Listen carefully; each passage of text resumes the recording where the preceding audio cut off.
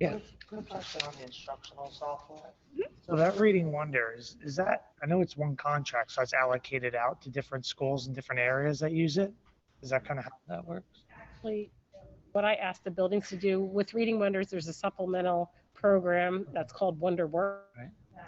That's the reading specialists and the special education teachers use more in a resource room. It's an addition to WonderWorks, Okay. but it's Gotcha. program for remediation, Gotcha. and that's the program. Okay. It's a That makes sense. side-by-side program. Right, that makes It's in sense. addition to the other reading program. Okay, gotcha. Mhm. Thanks.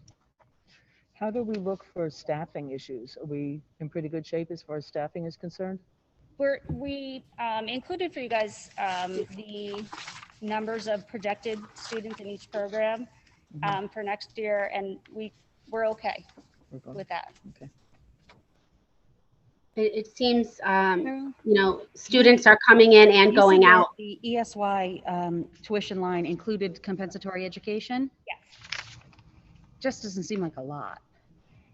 It's based on, individual needs, and it's a projection based off of the compensatory services that have been offered so far, that have been determined. That may change based on additional services that need to be offered. It is kind of like a rolling thing right now where, if we have to close and we reassess every time to see if there's a need for additional services to be But offered. you feel that that's sufficient for Yeah. now and a little bit Yeah. additional? Okay. Yeah. Diana, did you have something to say?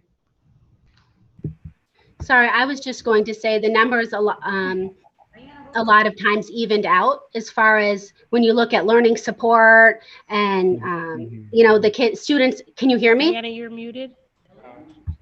No, she's I'm not muted. Hold on, Diana, you're gonna have to repeat everything you just said. Little glitch in.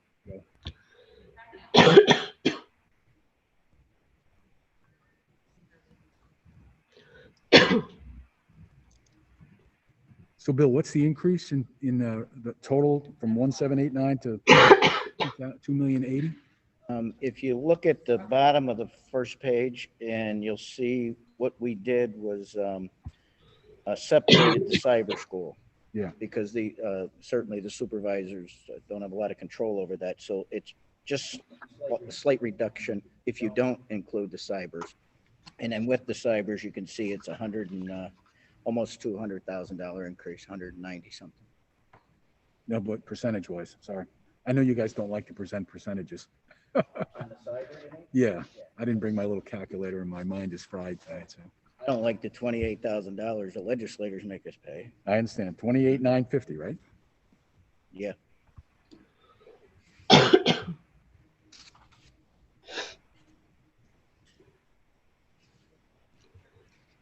So Diana, can you hear us now? We hear I you. Oh, you do hear me. Sorry. Oh, okay. Just a minute, Diana. Yeah. While we're waiting for Deanna, on the placements for next year, what are those like there's a +1? Are those kindergartners coming in or okay? Thank you.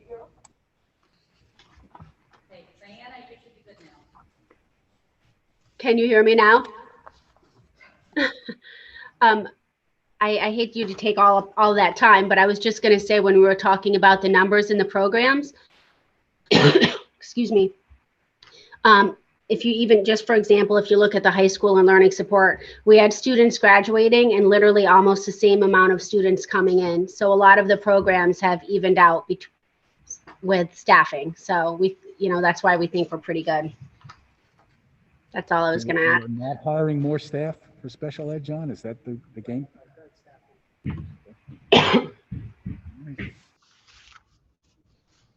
Anything else from Cheryl or Diana? Any other questions? If not, we've allocated you 15 minutes and you beat the time, so congratulations. And we appreciate you being here in person and in Zoom. Thank you very much. We're going to move on to co-curricular student activities with Chris Ross, Vicki McNeely, and Brian Blum.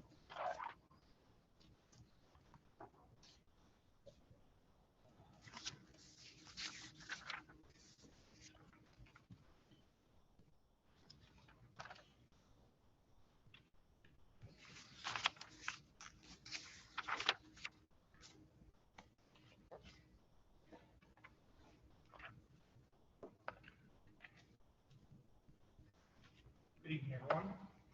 I was just in Dr. John's office before we started, and I said, this is like a broken record over the past 6 years. Mhm. A lot of times, and through the past 6 years, I've done more house cleaning of the budget than anything else, just trying to streamline things.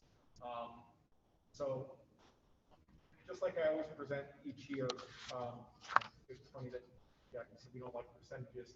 Mhm. I'm a terrible numbers guy, but I'm a good percentage guy. Okay. So 60% of the budget that you have in front of you is just to get the kids on the field. So 60% of the budget is 131, which is your staffing, and your 390, which is official. So that's, when we have a home game, we need the staff, we need officials. When we go away, of course, we need transportation, that's 513. So that alone, before anything else is purchased. Great, thanks. Before anything else is purchased, that's 60% of our budget right there. So let me just stop you so I understand. The 131 column, the first column. Yes. Is for 21-22, not 2020. It's this year's. This year's, yes, yes. So 21-22. Yep. Okay. Thank you. Yep. So that's, like I said, 60% of the budget. And then what you'll see, if you notice on the budget comparisons on the third page with the high school, really the coaches did an excellent job with looking at their supplies, making sure that our supplies were down. Coaches used the bids from last school year in the spring. I know that there was a question when I was in front of you last spring about, do we need to buy supplies? And I said, it'll pay itself forward. So this year's bids, a lot of coaches have a stockpile of supplies that they did not have to put in their budget for the spring.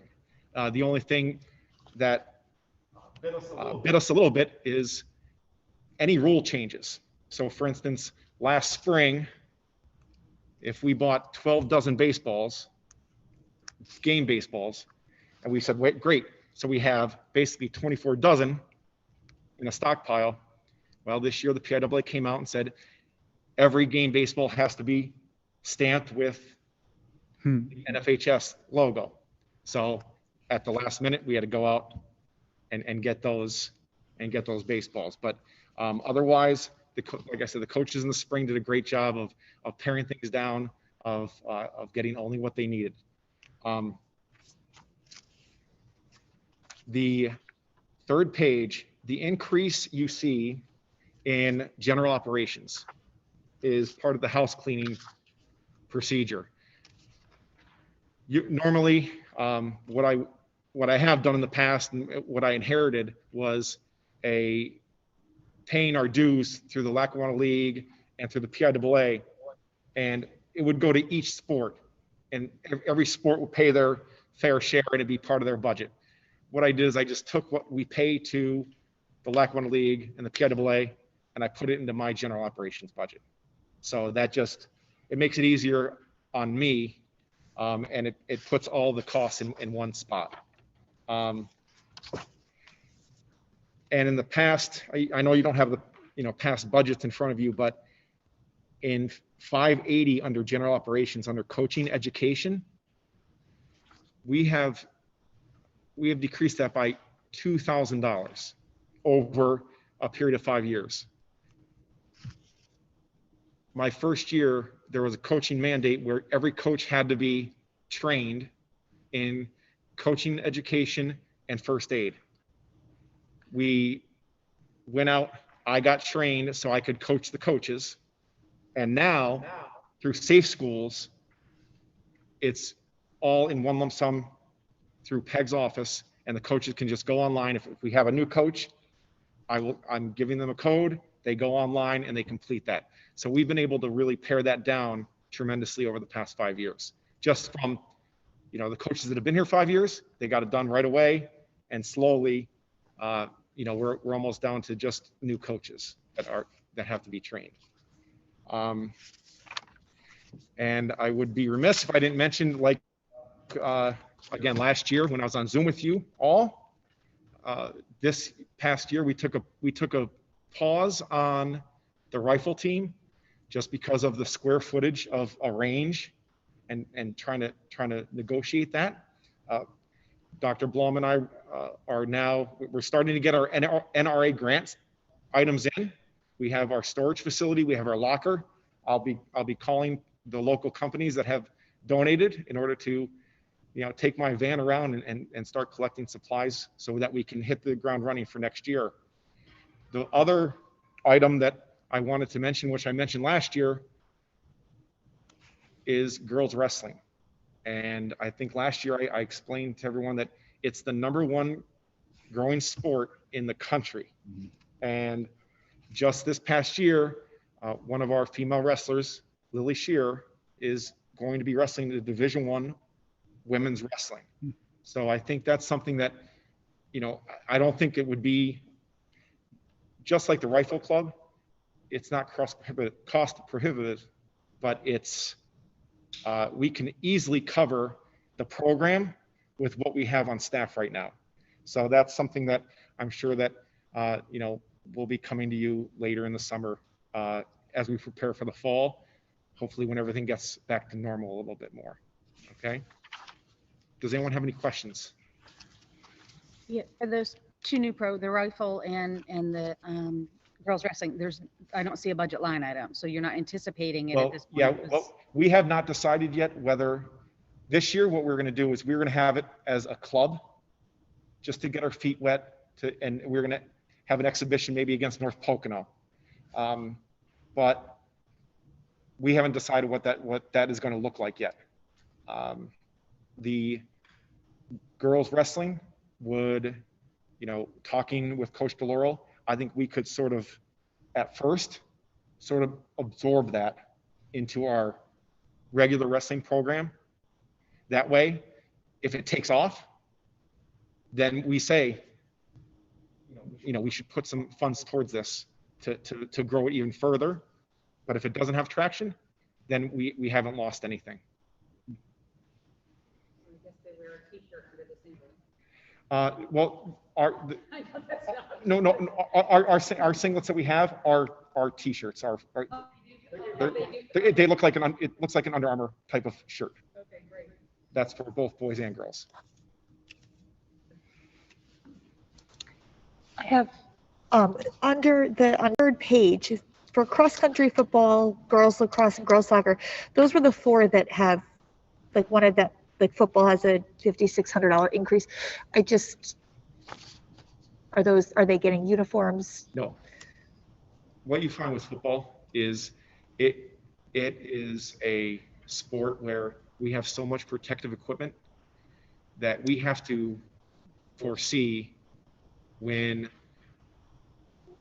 the coaches come to me in October with the budget.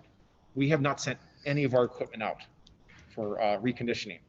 So what happens is once we get our equipment back in March, they could come back and say, hey, these 20 helmets, they're done. You can't put these on a kid safely. So now we have to, foresee a budget of buying more helmets, buying more shoulder pads, or any other protective equipment that doesn't pass inspection. And the others, cross-country, girls lacrosse, and girls soccer? Most of the other budgets either went down a little bit or stayed pretty much the same. Those were the only 4 areas that there was a significant increase. High school? Yes. Okay, let me just take a look at it so I can get you an exact.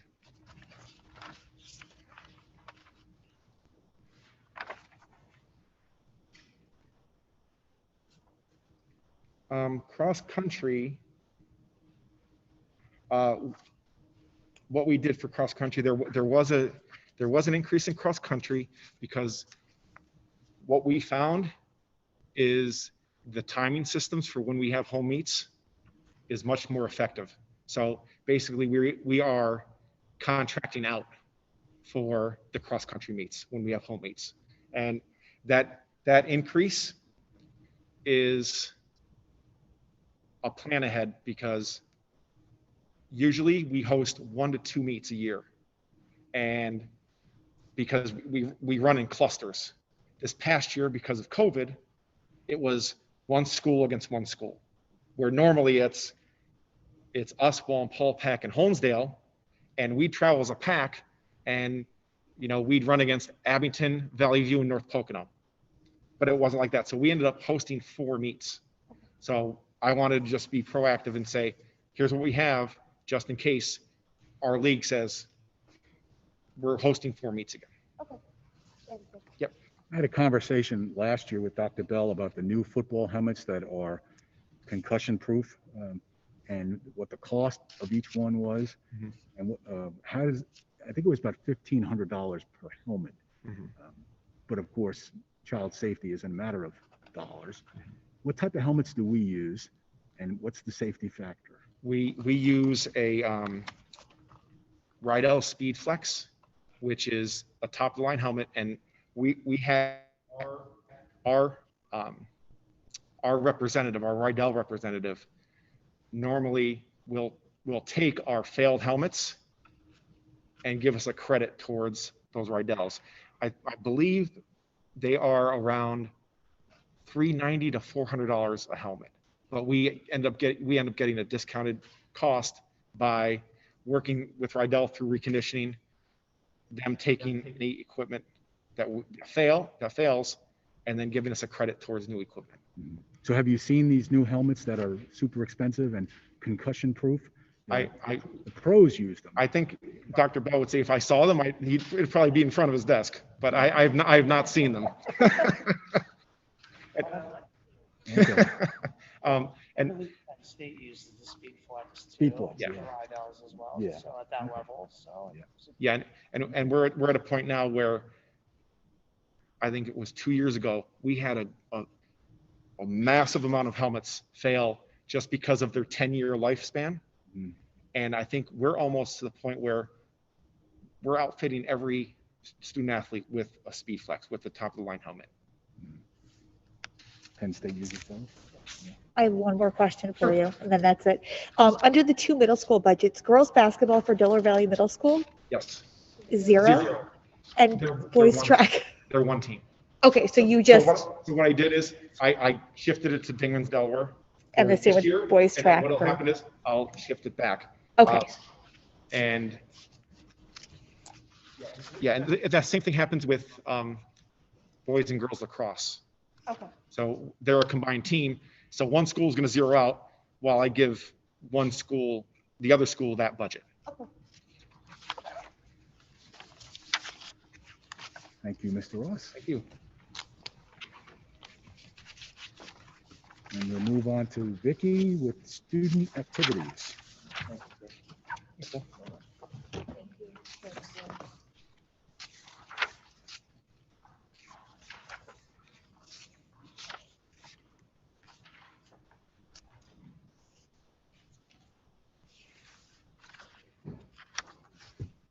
All right, elementary co-curriculars are quick. It's not even going to be 5 minutes, Okay. probably. All right. It hasn't really changed much since last year.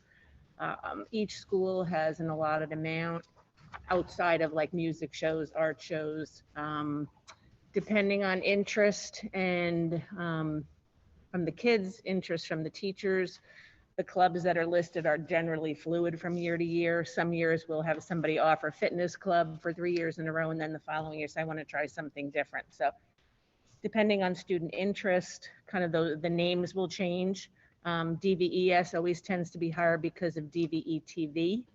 Primary school tends to be lower just because of the ages of the kids and, the stuff that they're willing to stay after school. If you look at it, it's a pretty wide range in all the schools of kind of trying to cover everything: fitness, art, music, or fun clubs, like arts and crafts, board game clubs. I know in my old building, the music teacher used to dream up, he did trash band he loved that. The kids made instruments out of trash and played, and you'd be shocked how great it sounded. So that was a big one. And generally, if there's money in the budget, depending on who's offering what for that year, and there's interest, we allow the teachers to do it. I've had kids ask me if they could do clubs. I said, if you can find somebody, if we have the money and you can find a teacher who wants to do it, great, go for it. So it kind of is a rolling thing from year to year, depending on the interest level of the kids, pretty much. So whatever list you see this year may not be the list you see next year. So. And that's pretty much it for elementary curriculars. They all do concerts, they all do art shows, and then in and around that, each school has maybe like one or two unique things to that school. So. Okay, that's quick. I told you. You're welcome. Dr. Blum.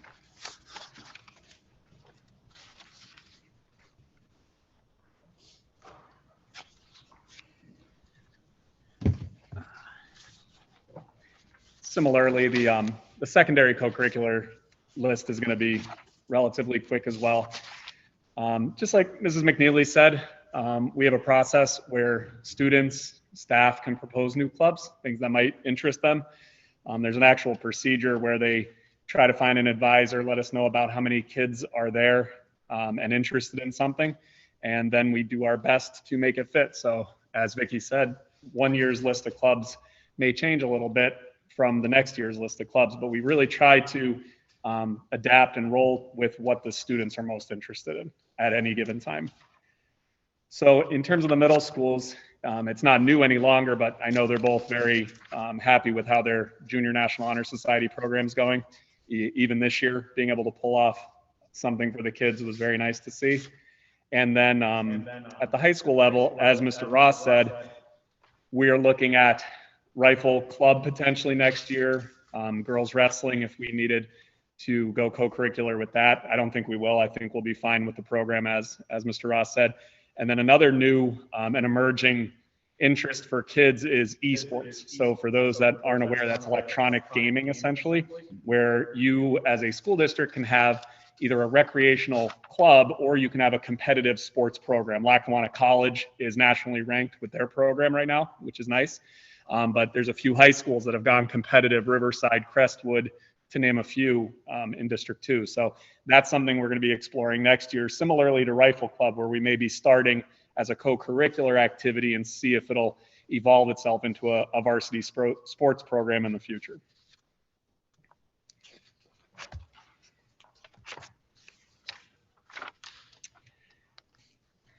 And then the last page, the summary of the other co-curricular student activity expenses. As you can see, that's your travel, supplies, repair, and then equipment and registration costs, which Bill was able to keep very similar to this past budget. No equipment for the band? That was a one-time purchase of an apparatus, a cart actually, to move things across the field, which again, one-time cost that they didn't have to reproduce this year, or for next year, I should say. Any questions for Dr. Blum? Thank you, Dr. I don't know Blum. whether this is Oh, wait a minute. for Brian or for Bill. The travel and overnight OM expenses and other group expenses, did we say, we must have saved some of that money since there were no spring traveling? Yeah, in 1920, we absolutely did.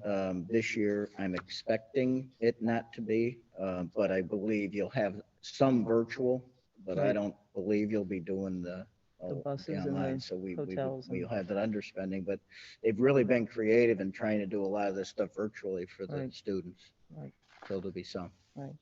And I just wanted to comment on the Dingman Delaware Middle School list. It's nice to see the activities that were generated by students. You know, it's like I know you see a lot of them one year to the next, but it's nice to see that these were actually things that the students brought up and asked for. So that's great that we're doing that. So let me not forget Jack and Brian, if you have any questions, raise your hands and shake them around so I see them. Glad to have, okay, thank you, Brian. Glad to have you with us, Jack. Okay, so we're going to move on to technology. Thank you, Brian. And we're We're 7 minutes ahead of time here. But who's counting, right? Yeah. Don't jinx it, right? Right. All right. So the way that this is set up, the beginning part on the first page are mostly our software subscriptions. Our new addition this year was Schoology.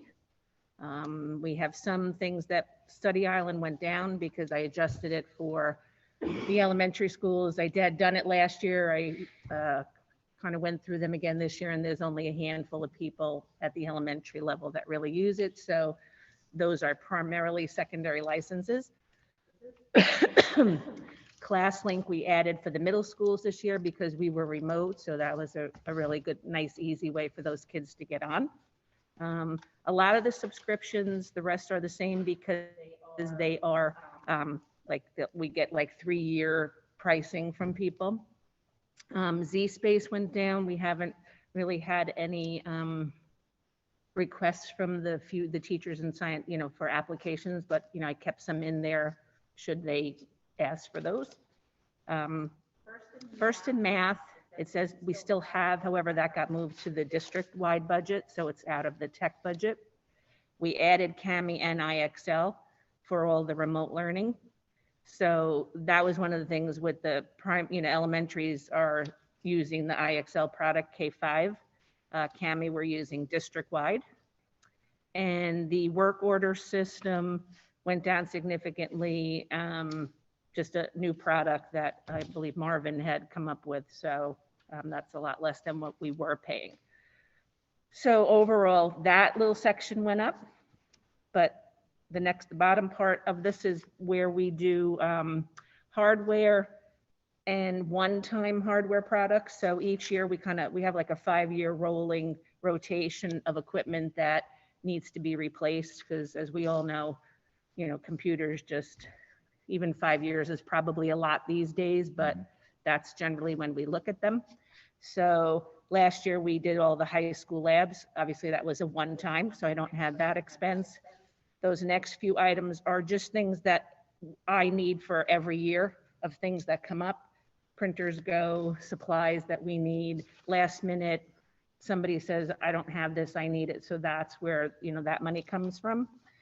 Servers and maintenance are all of our backup servers that the consultant uses, and he's on a rotational cycle as well.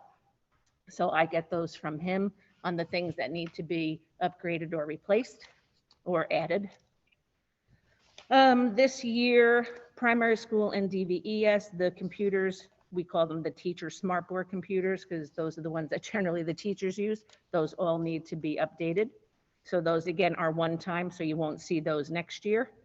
And we did put some money in for smartboard replacement parts. In talking to my guys, at some point, yes, probably the boards, but right now we're able to still just replace the controllers within the board because that's generally what goes, or the projectors, not the actual board itself. So that's a lot less costly than changing out the whole board. All right, next page. Before we go on to the next page, does anybody have any questions on this front page? There's lots of information there. Good. Do we Okay. have the Pearson contract in this budget? I can't hear, Do we sorry. have the Pearson contract in this budget, or is that coming up? Oh, cyber, no. I don't have Is cyber. that pulled out totally, the cyber? It's a separate. It's okay. a separate part of the presentation. Okay. And kind of a different account code because it's instructional. Okay. But we'll get to that. Okay. So on the second page are a lot of basically all the back end stuff that is used to run our network. And the majority of this pretty much stayed the same. It went up a little bit because I added that last line item that says educational administrative services. That's what we pay the consultants with. We had the added cost of the disaster recovery backups. So, and he's very good at, again, at kind of giving me projections out. And I actually went through to see what we had spent so far this year, and it was a pretty good projection. So I added some to that because just on any given year, we don't know what we're going to need from them, but that's primarily what that cost is for. And who is the consultants under that line item? So CNI and Link High are the two. Okay. Then Guyette does some pieces. CenturyLink does mostly the phones. You know, obviously those are all the like outside companies that come in to handle different things within the building. So they get paid out of that. Thank you. Everything with the emergency backups doing well. Yep. So, all right, Mhm. excellent. And then on the last page, that's some of our telecom stuff. And so there's one additional cost on here pending E-rate approval. And that is additional. So last year's E-rate project that we finished was replacing all the access points in the schools. That was a project Gina had started. And we did that, and then COVID hit. And then we needed to put all the old ones back up because of service and, you know, people not being able to get connected. So by doing that, now I can't take them away unless I replace them, and I need to replace them because they're old and the software that we need to run everything doesn't work and can't be updated. So we did a new E-rate project to replace the old ones basically. So, but we put them in a lot of places where we didn't have them before because we didn't need them because we weren't doing so much with computers. But now that we've done it, we don't want to take that away. So that's what that is. So that project actually, without E-rate, would be about $95,000, and we get a 70% discount off E-rate. So that would be like the cost. And you're not locked into it. Like they give you a quote and whatever you choose to buy off of it. But what we need would be about that price. And the rest pretty much stays the same from year to year. It's our fire alarms, emergency lines, fax machines, et cetera. So the good news is my overall budget is actually down. So for the year. So, and we're still able to add, where I added, I was able to take some stuff away. So it kind of balanced itself out, which was great.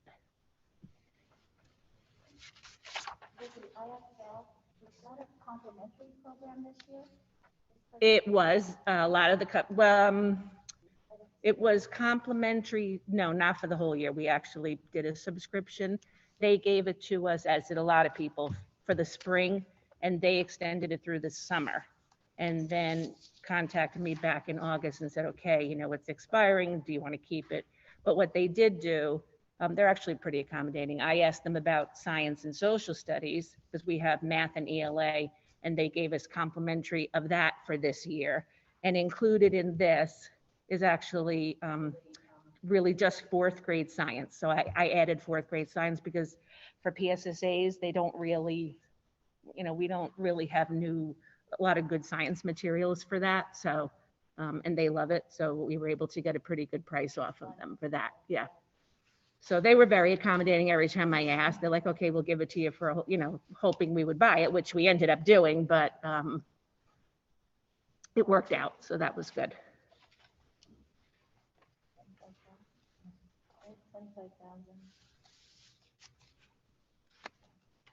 And that we have a 3-year subscription, so it goes down a little bit each year.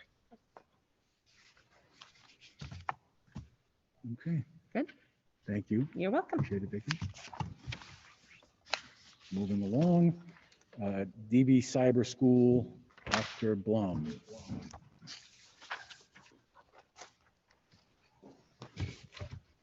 Great.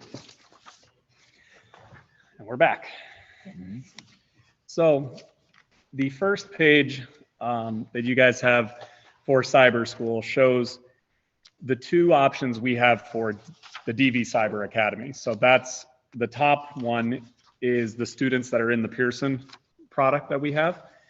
So that's the 167 students with 32 special education students, and then what we projected out for next year. So we tried to, it's very tough right now to project where our cyber numbers are going to be for next year. We tried to, in the budgeting process, take a more conservative approach and not overestimate how many kids were going to come back to brick and mortar next year. We had our school counselors reach out to our cyber students to ask them what their intentions were for next year. Some were definitely coming back to brick and mortar. Some were definitely staying in cyber, but unfortunately the majority are still unsure. So they're planning for whatever is going to fit their circumstances at that given time. So I think that's going to depend on a lot of things outside our control, unfortunately, in terms of what the schools are going to look like in the fall. So we had to take as conservative approach as possible so that we didn't severely under budget and find ourselves in a situation like we have this year. So we did reduce our numbers down, I think, to a more realistic number, but that could hopefully be substantially lower if things continue to progress in a positive manner throughout the summer. The second group of numbers, the IU cyber students, that's the other program that we sponsor as Delaware Valley Cyber Academy through IU20. And you could see that we currently have 30 students in that program. The cost of the Pearson product and the IU Cyber Academy are identical. And that's that sheet that's in about 2 or 3 pages, I believe, that we show you guys every year, what the costs are of DV Cyber Academy versus outside cyber academies for both regular ed and special education students. The one number you may see that looks a little funny towards the bottom of the page, technology, equipment, and other expenses, that's a number that we build into the budget for replacement computers, new computers, things like that. Because of what we had going on this year, we are in a good place with equipment right now. So talking with Bill and with Vicky, we don't feel that that's a line item that we'll need for this school year, that we should be fine supplying what we need to. And in the event we have to replace, we shouldn't need a number there, that we should be able to cover it in-house. So are there any questions on this page? So last year we budgeted 90 total students, and next year we're budgeting 152. For the Pearson model, and then 23 additional for the IU cyber program. At how much per head? $5,005.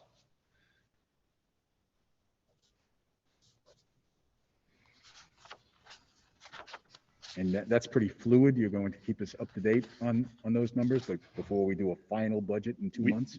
We check regularly, and all I'll say is that it seems like the communication from families is trending in the right direction for us.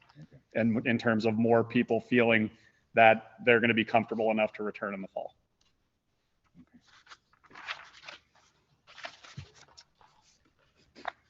Brian, Jack, any questions on Cyber IU?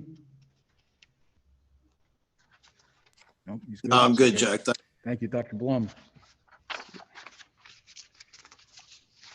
Do you want to do the outside, or would you like me to? Outside cybers? Do you want to start it? Sure. You can supplement it, or? Well, I appreciate that. Okay. The next page in the budget is the tuition payments to the other cyber schools, outside cybers. As you can see, the numbers there are substantially higher in terms of what we both have paid out, as well as what we would budget for and project for next year. I know the question always comes up, what do we try to do to recruit people back to our cyber programs because of the substantial cost difference? And we do try very hard. There's a myriad of reasons why families say that they prefer outside cybers. There's some programs that they feel that their students' learning needs better than what the Pearson or IU models offer. And there are some people that have had poor experiences in those programs that want to try and use a different program, and sometimes they find that they have more success in those outside cyber programs. So that is also an ongoing task that we endeavor our school counselors with, is essentially once a marking period and definitely once a semester, reaching out to those families just to kind of gauge the weather and find out how they're doing, if they're satisfied, and reminding them that we also have options that do allow them a little bit more inclusion into the DV community if they're part of the DV Cyber Academy program.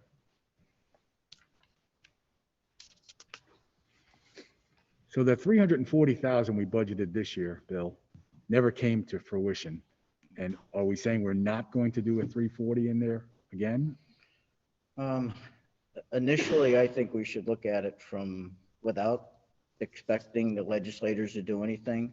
However, same thing, I'll say that it's going to depend on how much we can all think we can look at as a shortfall without doing this, and But you can see that this year, it didn't happen, and it just makes that gap larger.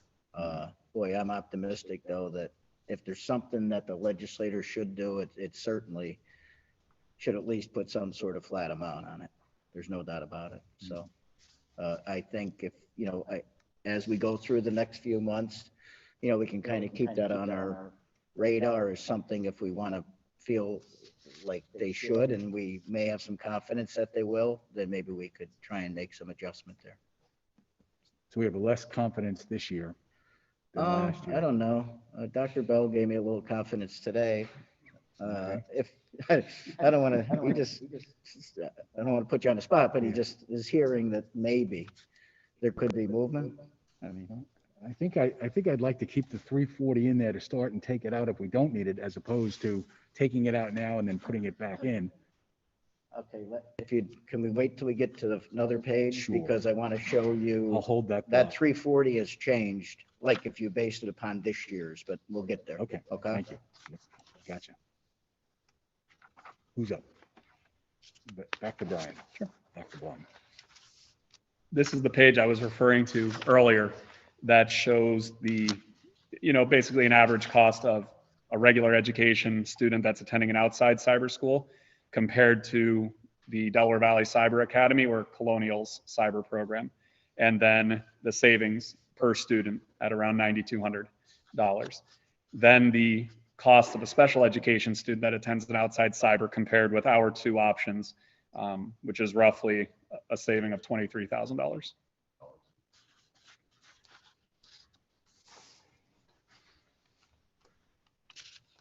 Okay. I think this is the sheet Bill wanted to speak to. Yeah, and this is a kind of one I started last fall, just to kind of get a handle on. So on the left-hand side, you'll see we budgeted, and then the estimated actual, it fluctuates. I mean, I did my best to try and average them out. The numbers are down in DV cyber, especially now a little bit, but they were up in the fall. So I just kind of trying to average them out. But you can see that the DV cyber cost exceeded our budget, or going to, by about $750,000. And then without the adjustment in last year's budget, it would have been about $900,000. But because of the 340 that we thought the legislators would come through on, it's going to be in the neighborhood of 1.2 million. So it's just under $2 million, the costs above what we had planned on budgeting. And if you look on the bottom is what Brian had just mentioned about those costs. If there was a flat $9,500 by the legislature, that cost would have gone down by $834,000 because of our increased number of students versus the 340, which was based upon our traditional number of students. So, I mean, it's substantial. Mm-hmm. Once again, I think I'd like to start at the 340 and move up to the 834, then start at zero and try to make a $800,000 adjustment. The last night we're sitting here to approve the budget. So if the board is okay with that, I think we start at that point.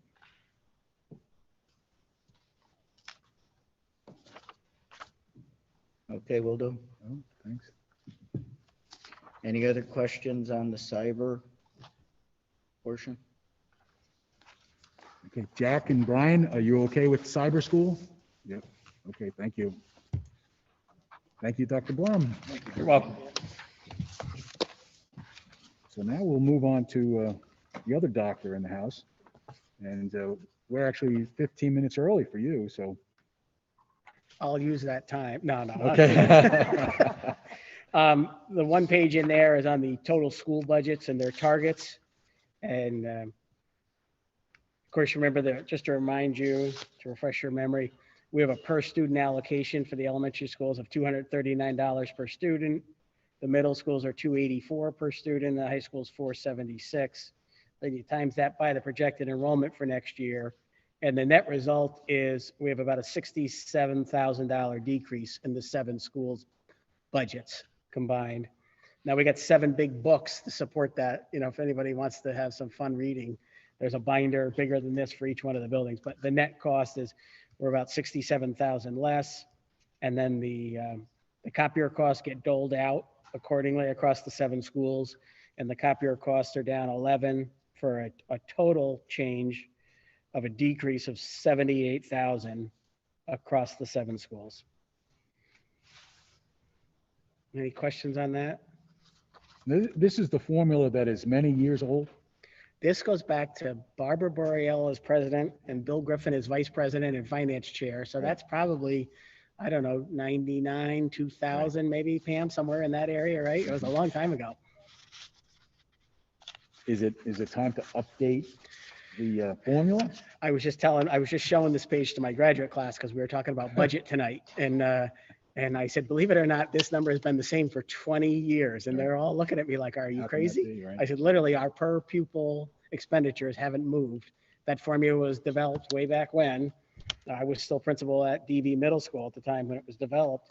And it hasn't been budged ever since. Okay, thank you, Pam. Yeah. We'll go another year with this formula, John. And then next year, when you teach your class, you can tell them it's 21 years. Okay. Okay. Is that it for you, John? Yes, sir. Okay. So we're moving on to my favorite subject, as you all know, PSERS and health insurance. And Bill, you'll lead us on that measure. Yeah, we've been plugging away trying to get the salaries and benefits done, so this is pretty hot off the press as we speak. I thought I'd try and lay it out in a simple format as I could.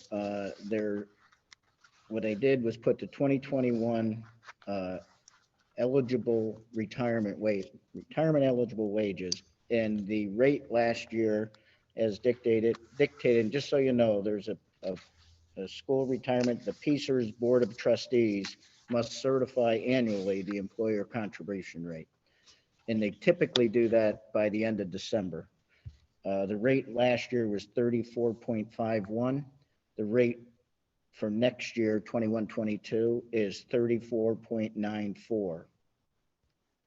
So then when you multiply out the wages, that's the projected wages times those rates, you can see that the employer cost is just over 14 million in 21-22, which on the expense side is just over a $400,000 increase.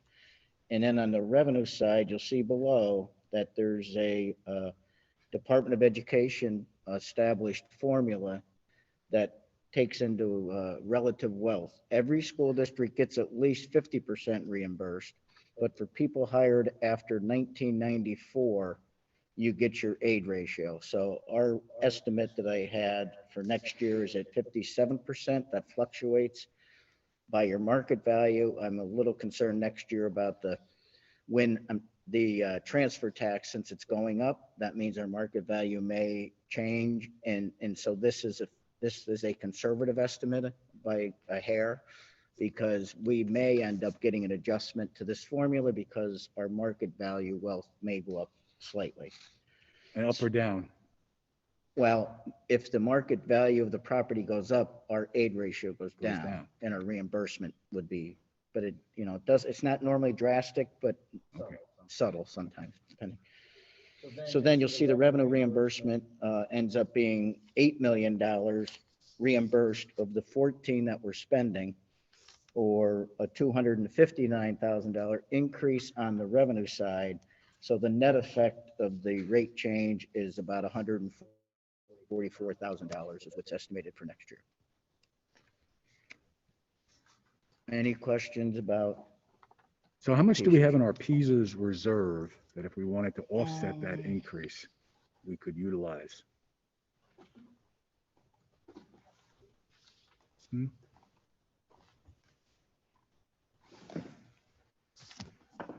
The PSERS reserve is 6.1 million. So of course, the goal of setting up the reserve many years ago was to wait until we hit the peak on these increases every year, and then start using that to flatten the curve. We could start flattening the curve early if we wanted to do that, or we could go another year and just add 144,000 to the budget this year. So instead of having state reimbursement, we could reimburse ourselves from that reserve if the board wanted to. I would not recommend it, but it is an option out there that if we want to maintain a zero tax increase, there's 144,000 we could take from the reserve and slice that off, plus the 340 that we were talking about before, puts us somewhere near the $500,000 mark as we start talking amongst ourselves as to whether there's going to be an increase. So should we ask Bill to make a note on this and get back to us as we move forward? Well, first I'd like to hear what you have to think, Bill. I mean, you're the expert here on the budget. So I don't know if I'm the expert, especially on cyber. You know what I mean? But as far as whether to use these, whether you hit committed fund balance or, I mean, we had that unassigned fund balance from the surplus last year. We left it in unassigned fund balance. Maybe when we get to the end of the process, we'll see if we use all the unassigned up, then maybe we would go and attempt to use that. How's that sound? Yeah, so put it on your list of sticky notes somewhere, right? Yeah. Okay. Yeah, it's a lot of moving parts, but I just want to make sure we don't lose sight of the fact that we've been storing away money for the better part of a dozen years just to get to that height. And I don't remember what the height was, Bill. Is it about 40% at the time? I hope it's gone down with the market going up. Yeah, I mean, they tend anymore. You don't go too far out. Yeah. I think they only go like a couple more years out, but it's like it doesn't go up a drastic amount, but it still is going up is the projection. Okay. Any other questions on Peasers? I have one question. Healthcare bill. I have one question. Oh, who's up? Jack? Go ahead, Jack. You're on. Bill, if since we're not going to know till the end of the year, if the revenue reimbursement rate goes up because of the transfer tax, the market value, which would lower our revenue reimbursement, could we put that money from the Peasers savings? Can we apply that in here, that 144,000? And then if that's left over, say the rate doesn't change that much, and we don't need the 144, can we take it then and put it back into Peasers savings? I mean, like, put it in there now for this year, but if we don't wind up using it or needing it, can we just put it back into the Peasers savings at the end of next year? I mean, I guess we could track that. It's a fluctuating and moving target, and I don't know if a slight change in the percentage is going to make, that much of a difference. So it's something certainly, Jack, we can keep an eye on. And then if there is a surplus, so we could kind of make sure we assign it to put it back into that commitment. If that's what happens at year end after we file everything the following August, September, October. Yeah, I mean, I'm very much on point with Jack Fisher here, is that I like to have savings accounts, and I guess the object of a savings account is you're eventually going to spend it, but I like to spend it as late as possible. So if we were to take out of our savings to cover the cost here, but then not use it, I'd like to put it back into the savings, Yeah, I mean, the way that we would, just so the board's aware, whether we used unassigned or we use committed, the revenues are going to be what this rough projection is here. The expenses will be what they are as far as the revenues minus the expenses, as per the way PDE wants it. If we were going to use any monies on hand, then you're balancing a budget out of what's called another financing source, which is using either unassigned or committed fund balance. Okay. So you wouldn't mess with the revenues and expenses because that would have to line up with each other based upon this connection. But at the end of the year, if you end up getting back, like what Jack is saying, more than what was budgeted or expected to be received, you certainly could try and earmark that with any surplus that may occur. Here's a question for your auditors during the summer. See what they think about it. Thanks. Thank you, Bill. Thank you, Jack. You're welcome. Health insurance. All right, health insurance, and again, I tried to put it in a format that's understandable. We belong to a multi-school district health insurance trust called EBTEP, Employee Benefit Trust of Eastern Pennsylvania. We've been in it for a number of years with mostly IU 20 school districts and a few others. The trust works, it's a separate trust that handles the health insurance for all those school districts.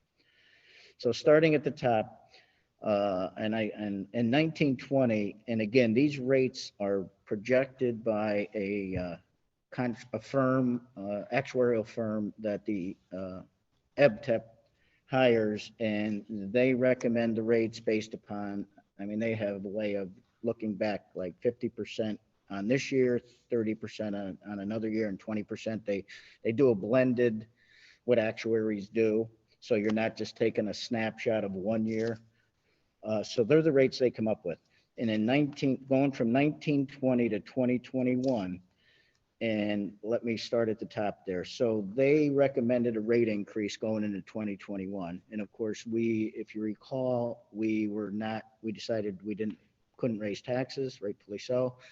And we took our chances on using our reserves instead of increasing our budget. So let's just look at 2021 now. If you take the $1,942, well, let's look at 21-22. The rate they're projecting is $1,934.89. And I wanted to make it look like, because every month you see a bill for, like in 2021, it's currently about $1,046,000. Next year is projected by the number of employees covered in it will be 1,064. So that's kind of the bill you see every month that we put into the pot at EBTEP. 1,064,000. 1,064,000. Yeah. Okay. Well, I'm sorry. And then we have some Cobra adjustments. So 1,067,000 is the projected estimate. And when you take that times 12 months, now you've got 12.8 million. And then you offset that in our general fund budget. So you pay the money into the trust there, but on what we need to budget on the general fund side is offset by employees, premium shares, retirees, and premium shares, and there's some retirees that pay full cost also. Then we take off the cafeteria reimbursement because we basically, the general fund does the cafeteria, does their payroll and benefits, and then my office reconciles that at the end of the year. So the amount of money that comes back from the cafeteria operation then reduces the expense in the general fund. That's estimated at $227,000. So the projected general fund requirements now are $12,118,000. For the year coming up, I mean, you can see last year we said we couldn't afford it. We're going to take our chances with the trust money in reserves, and we did not increase by $1.1 million last year. To start the budget process this year, my recommendation is so that this doesn't kind of bite us down the road a little bit. On the bottom, you'll see I'm recommending, at least we start the budget process, increase in the budget $525,000.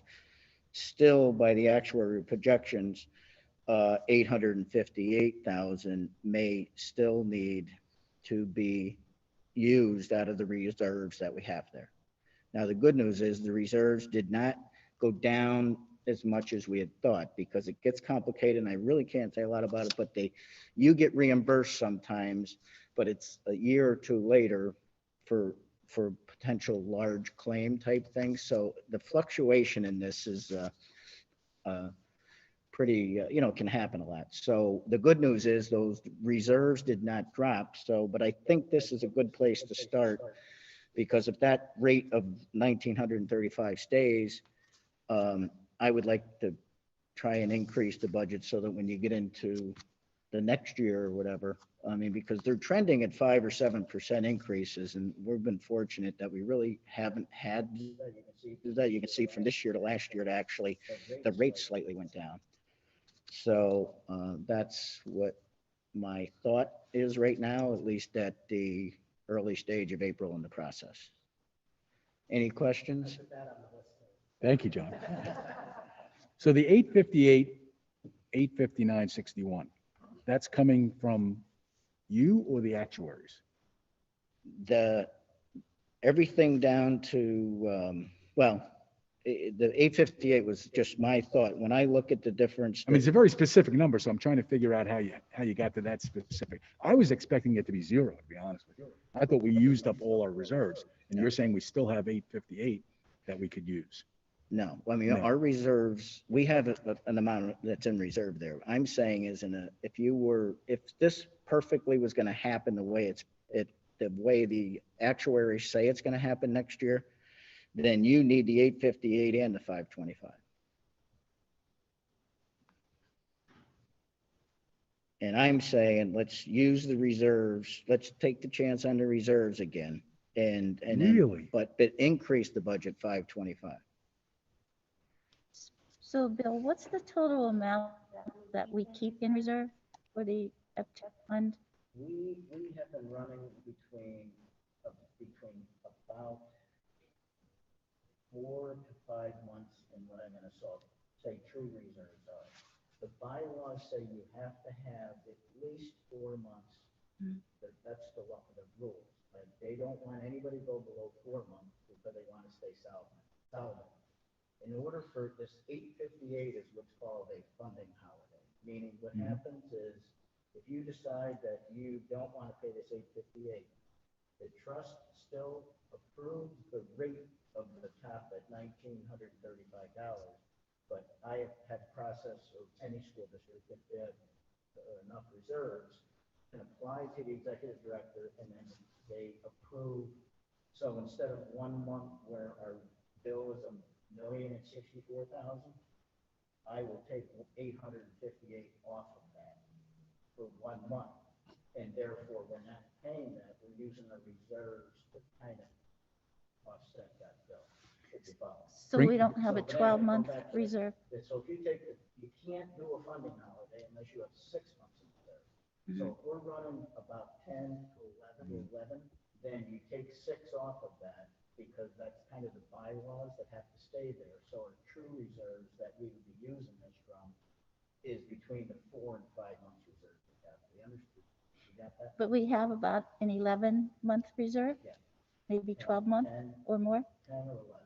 Okay, 10 or 11. 10 to 11. And what is our standing? You know, I know our standing is based upon catastrophic emergencies and, you know, large costs. How are we doing there? Are we still kind of in the good standing? With the trust? Well, as far as other districts not needing to put money into our fund, are we contributing to other funds? Well, you're still, you're treated individually, but they want to make sure the trust stays solvent as a whole. So if you start slipping below 4 months, they encourage you to find a way to get back there. I mean, they're not going to throw you out of the trust, but it's like a warning sign. And then you cannot take a funding holiday, is what we call it, unless you have 6 months worth. So we're doing well. To take the funding holiday, we're doing well. And do we make interest ourselves on that money, or does that go to the EPTEP fund? They invest the money, and then it's divvied up based upon the amount of reserve. They, prorate it by the. Okay. That's a good question. Yeah. So that's all part of this, whereby you're kind of using your own money to help pay for the health insurance program. And they have limit, meaning out of pocket is what they call it. The school district and ours, it's based on different sizes. If you're a VOTEC school, their limit may be half of ours, like 65,000. But schools our size or bigger have at least 130,000 that you pay out of pocket for a claim. Then within the trust ourselves, instead of going out and buying insurance, they call it a mini pool. So between $130,000 and $300,000, there's a mini pool where everybody puts money in, and if you have claims over that amount, we would get reimbursed through our own pool within the trust. Yep. Over 300,000, there's a group called the Pennsylvania Trust. That's a group of trusts. It's like there's one in Western PA, Southwest Eastern PA, and those trusts get together in what's called the PA Trust. They then have their own we pay some into that, but all school districts pay into that. And then between $300,000 and $500,000, we would be reimbursed for anything over that $130,000 to us.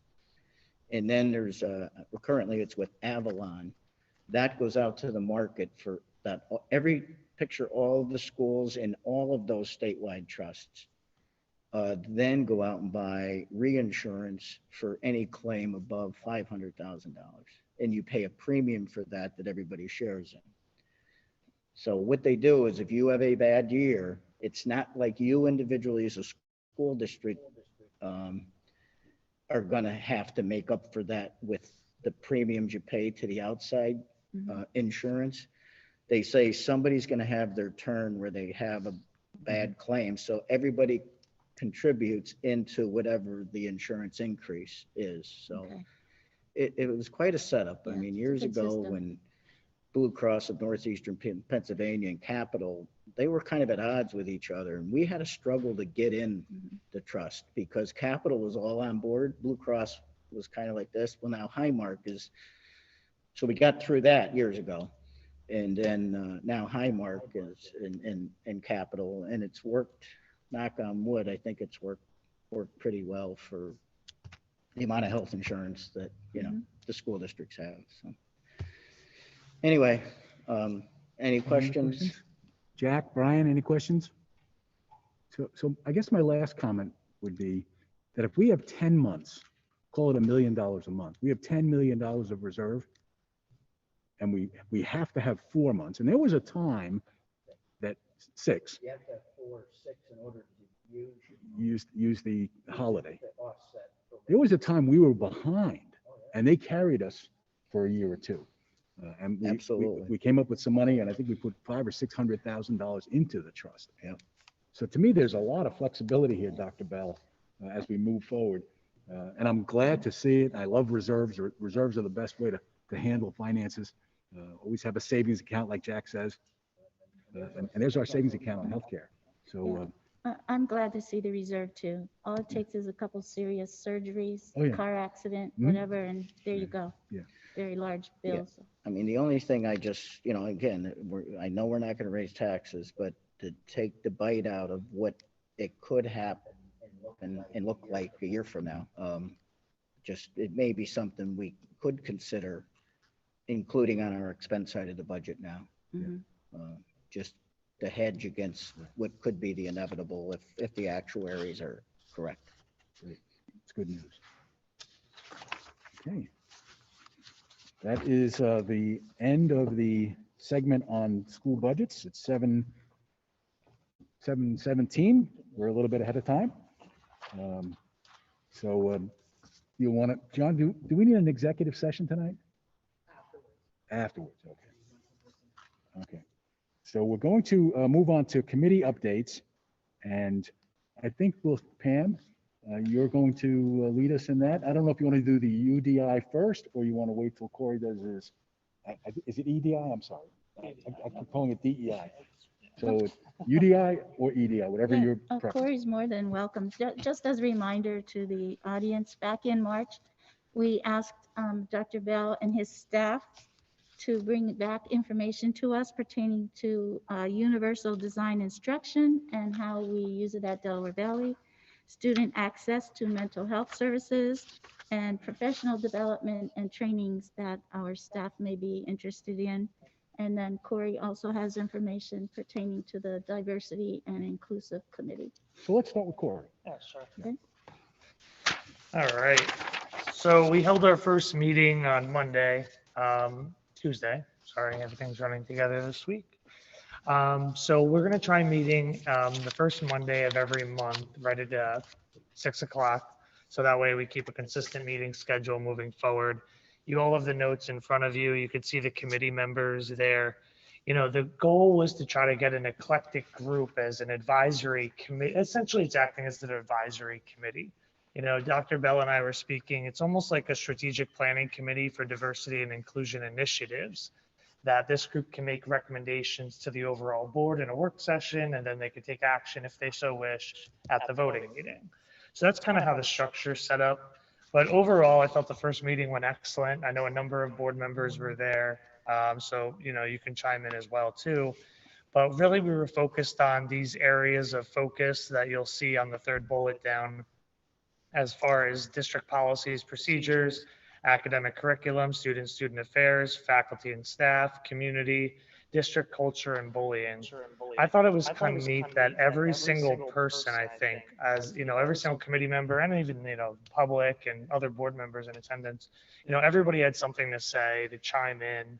I think everybody admitted that we have work to do, but it's not our fault. We have work to do, but our demographic hasn't lended itself to needing to move forward on some of these, like a Bethlehem school district or in Stroudsburg, for instance. So Bethlehem School District has a great website. You all can Google it and take a look at kind of some of the things they did.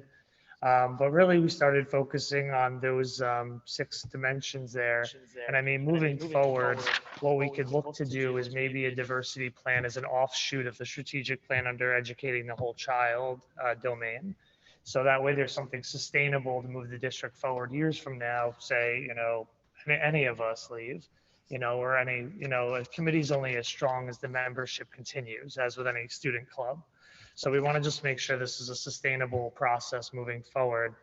So you can read through the individual notes, but the biggest things that we're going to be doing before the next meeting are a review of the Title IX policy 103, 104, just for language considerations for the group that they can make to the board. And Dr. Schaefer was great in helping lead that conversation, so thank you. There was a discussion about the development of 2 internal anonymous surveys to just look at aggregate data trends and just students and faculty perceptions of what the school and what's happening and things like that. And then the first 30 minutes of the next meeting are just going to be devoted to listening to public comment. And if you think about those 2 with strategic planning, you always want to start with an internal environmental scan and an external environmental scan.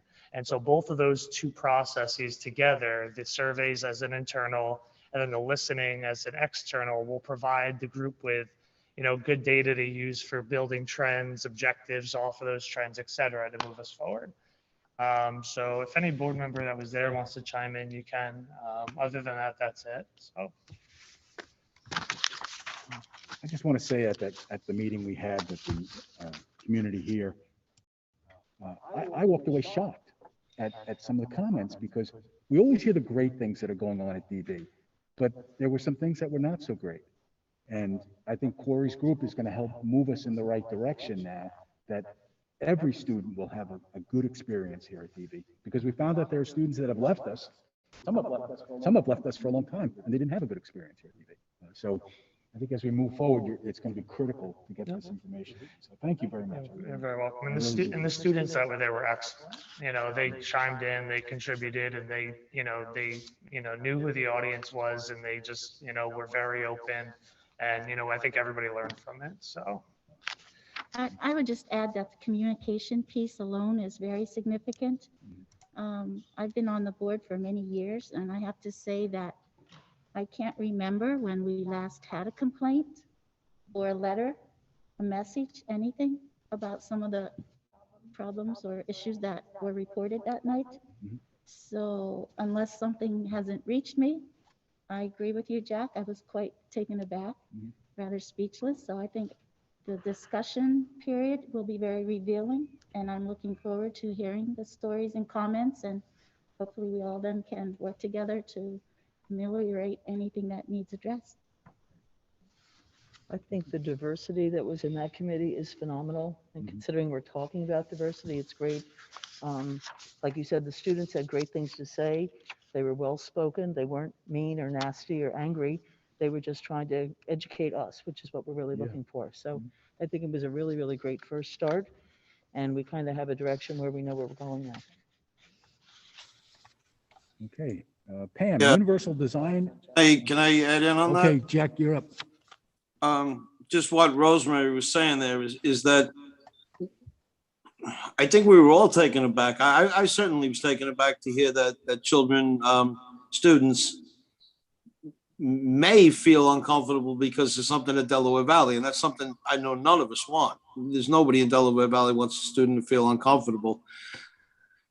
What I really enjoyed is the if you look at this, the end user is those students, so they will be our educators. The student is now the educator in this matter, and we need to know how they feel and what they feel, and that there's a process in place.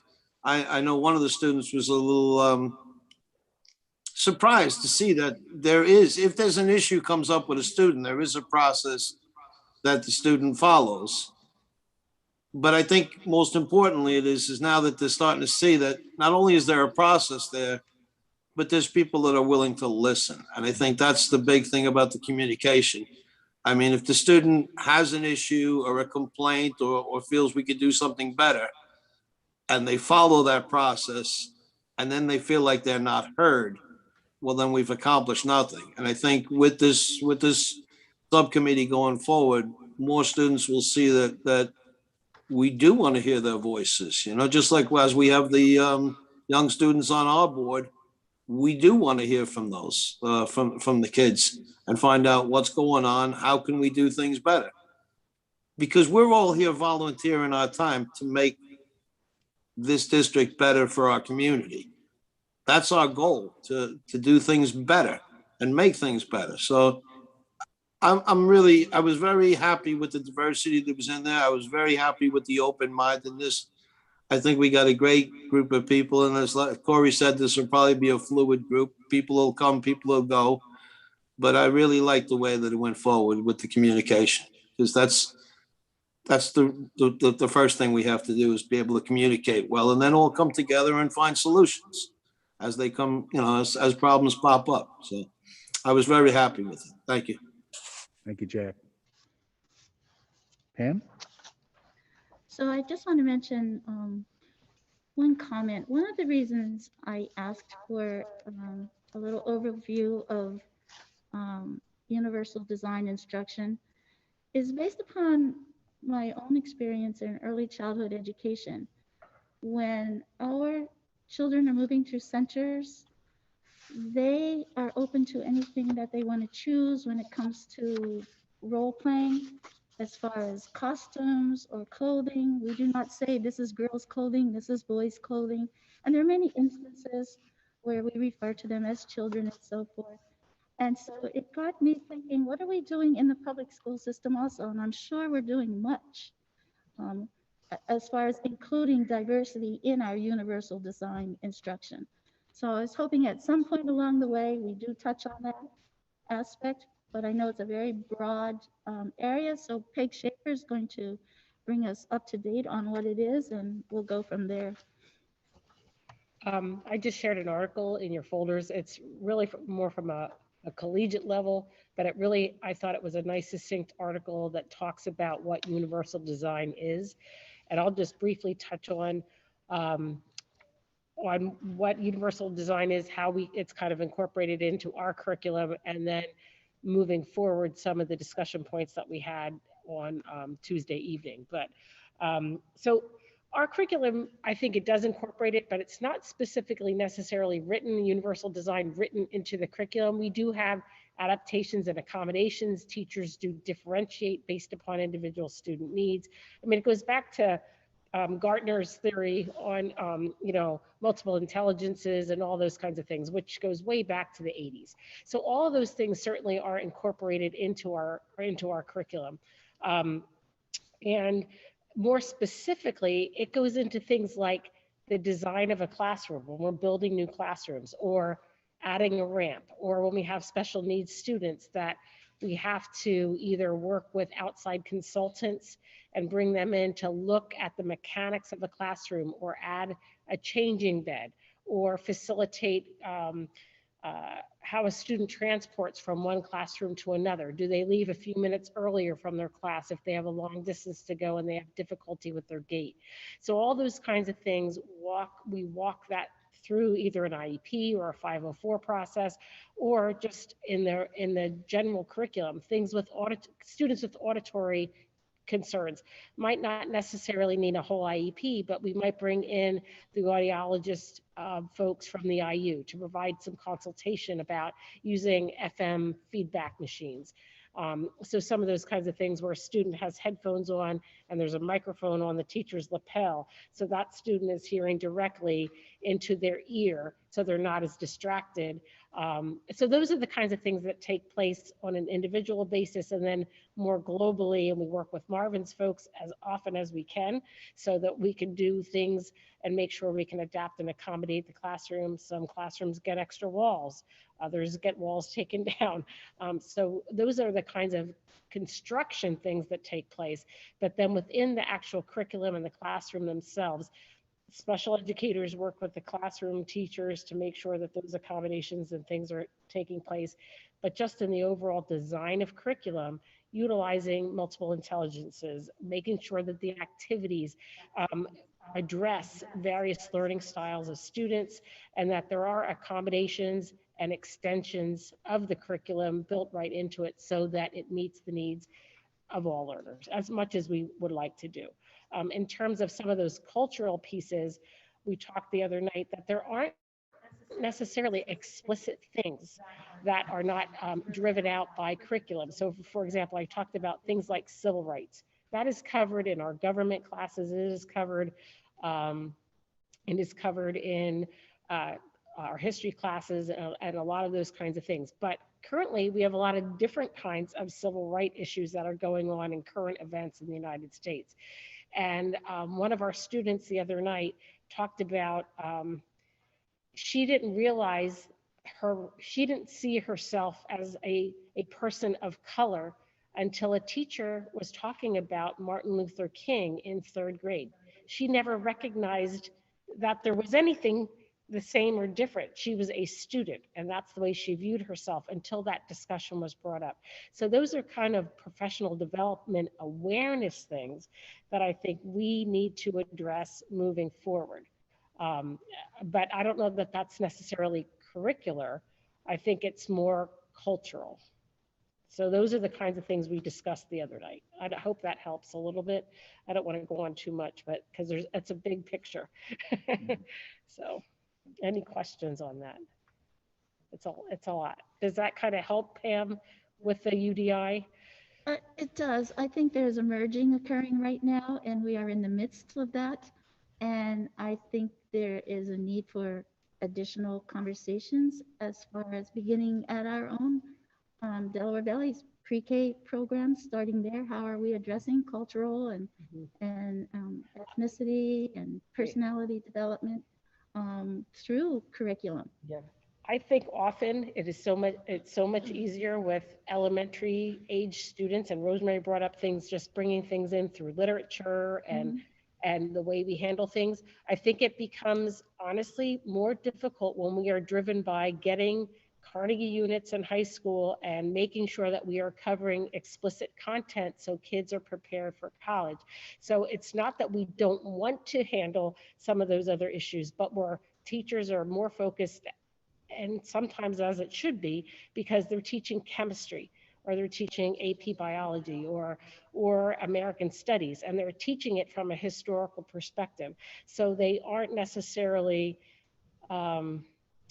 covering things from a more global current event standpoint. They're covering it from a content base. And those are the kinds of things that we just need to make sure teachers are aware that sometimes in the presentation that it can have an impact on students personally.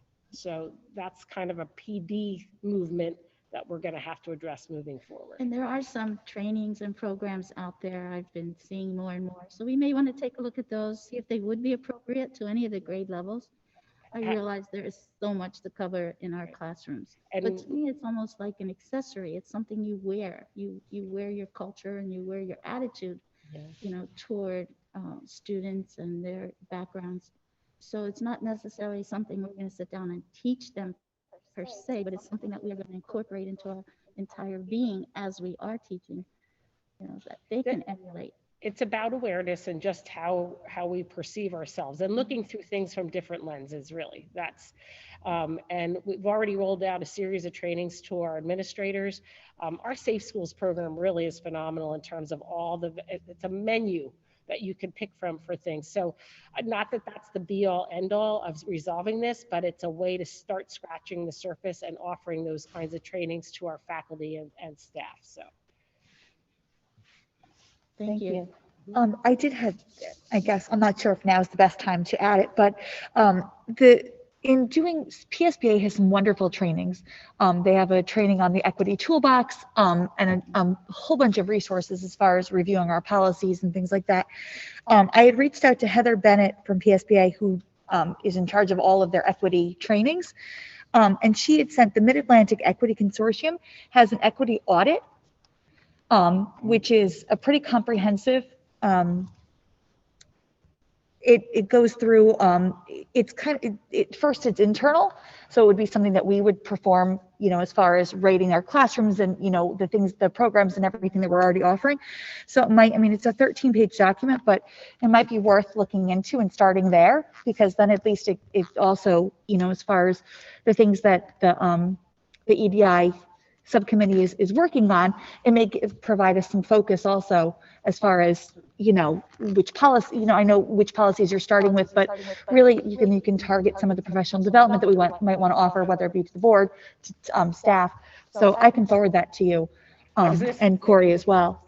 Her name and I can contact her. Yeah, absolutely. Okay, we're going to move on to finance and facilities, mainly talking facilities now, John. We did get notice this week that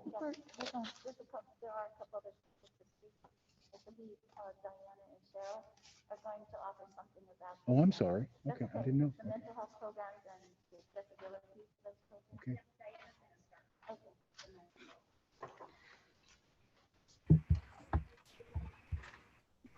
You're up, Diana. Can you hear me? Nope. Can you hear me? Yes, we can. Okay. Thank you. I didn't exactly hear you, Pam. I think you said talk about the mental health piece first. Yes. Okay. So to let you know, we've been meeting as a mental health committee this year, and our buildings have gone through some core people in each building have worked through the SHAPE mental health assessment. And this is recommended by PDE, the Office of Safe Schools. So we're looking at, a lot of this has to do with our systems and how can we best serve all of our students. So we're looking at our systems, what we have, and getting a baseline and how we can do better. So that fits into a lot of what you guys are talking about. But to start with, if a child needs help, excuse me, as we had said before, there is some room for improvement in how to make sure that we are reaching out more. But what we are doing, every single counselor is checking in with our Zoom students, and students who are on Zoom at home can also check in with the counselors through Schoology or through calling them. Students in school can also, on the secondary level, access the school social worker. The middle school has a social worker split and the high school has a social worker, or anyone can go to their school guidance counselor. In the elementary school, the guidance counselors and school counselors also teach classes so that they see the students a lot, so they're able to look for signs and check in on students. And teachers also share a lot through SAP, and at the elementary level, IST, they share to help students, what we can do to help students when they see problems happening. The schools also have, as a secondary level, Safe to Say, where that's 24/7. If a student is concerned about another student, they could anonymously use the app or online or call, and the one administrator in each building is notified, along with Mark Molia, our chief of police, and we are able to attest to any special situation that arises and go and help. In addition, Safe to Say is also able to contact the anonymous person through the app back. So that is also a help. So there's a lot of different ways that students can ask for assistance, but again, we're looking at how to improve that as well. That is something that we're really looking, what we can do to help with that.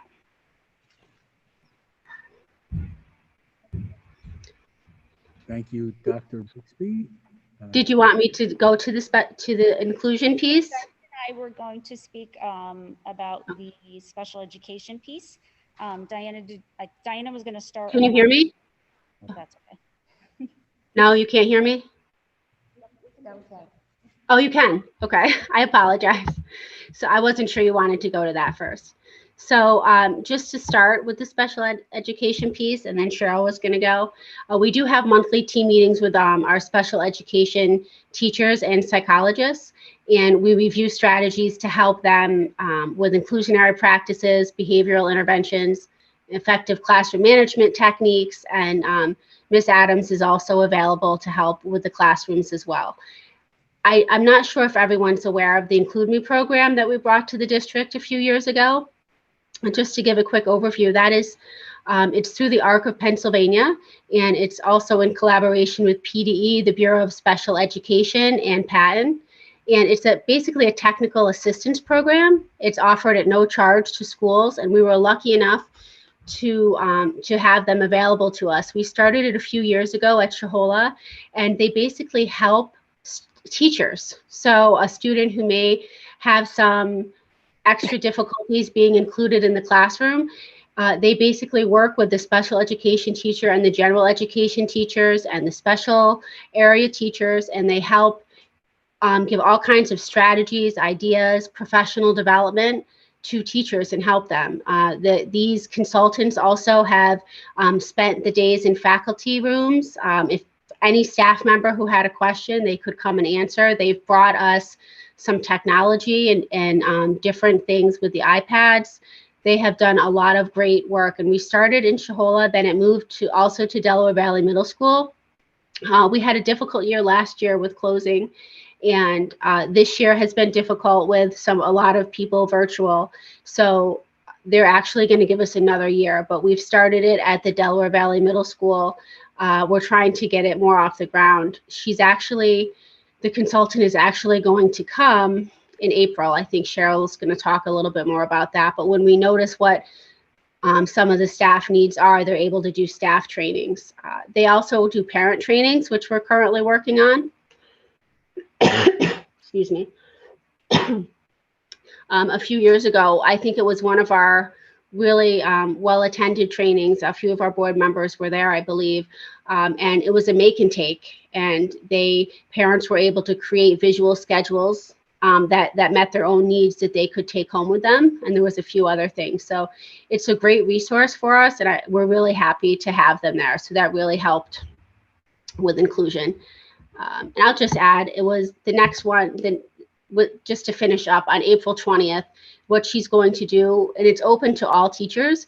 It's an executive functioning workshop, because we noticed that a lot of our students are having issues with some focus issues, attention, time management, organization, all the executive functioning skills. And our teachers, even from our inclusion classes to resource classes to AP classes. So this is something that she's going to come and give teachers, and it's not just philosophy or theory. Here are practical tips and strategies you can take with you today and start using in your classroom tomorrow to help your students, which is a really great tool for them. And they're open to doing whatever kind of trainings our teachers need, and it's all free of charge, which is wonderful, but it's a great program.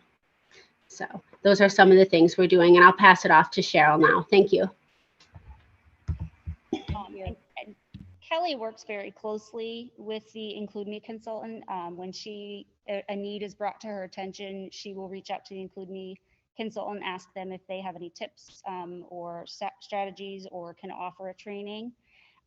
We utilize Kelly as well for a lot of our in-services. This month in particular, she'll be offering a training on universal design. She heard us talking about it, and she said, I can offer training on that for staff, open to any of the teachers and the instructional assistants. So she has that planned for the end of the month, as well as a training on autism acceptance, because this month is the National Autism Acceptance Month.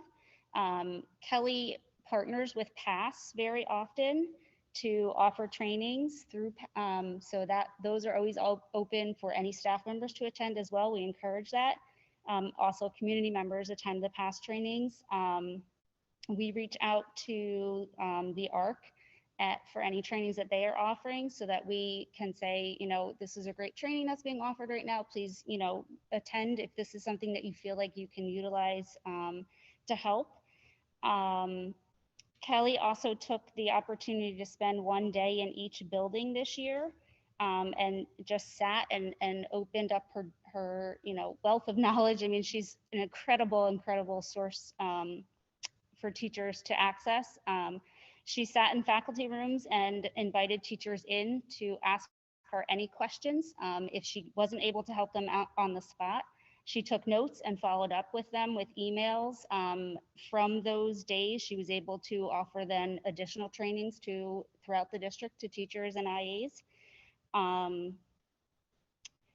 And she frequently surveys the teachers at our team meetings and say, you know, what are you guys struggling with? What can I do to help you? Is there a particular training that you might want to have me offer for you? So she works very closely with that. If Diana and I start to notice a trend or something, we'll have a conversation with her. Do you have any resources for us to share with the staff? And she will get those together for us as well. And then we offer them and she offers them. I mentioned the community parent workshops at the beginning of every single school year. We post on social media, we send home to all the parents, letting them know these are the available that we know of community workshops that are going to be offered this year. We update it frequently throughout the year because as the year goes on, other workshops are offered. On that, sometimes we list the school offerings as well. So sometimes Laura Butler offers things for the transition age students. Some of the teachers offer, you know, depending on their area of expertise, they will offer a training. You know, anything from reading interventions, inclusionary practices, strategies for implementing IEPs and 504s. I said transition age services, incoming kindergarten students, you know, it's a full gamut of opportunities and workshops. And then of course, as individual issues arise, we always meet as IEP teams to discuss, you know, how can we help the teacher? How can we help the student? How can we help the parent? That's it. Well, it sounds to me like Kelly is a very valuable staff. She person. truly is. I'm sorry, where did you say she is? Where is she affiliated?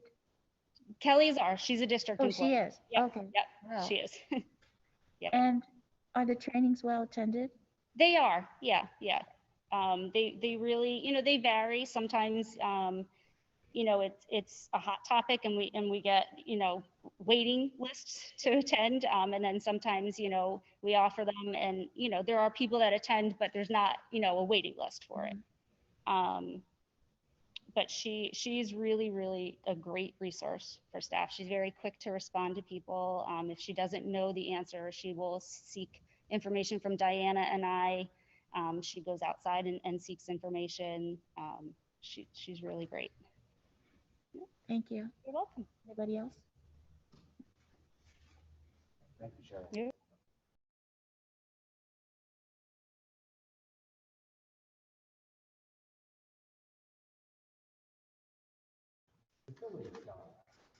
Sure, in your packets tonight, I created a little study guide for you. And Jack and Jess and I met on Monday. We talked about having something that's easy in front of you. You had all those drawings last month and Don Flynn spoke about them.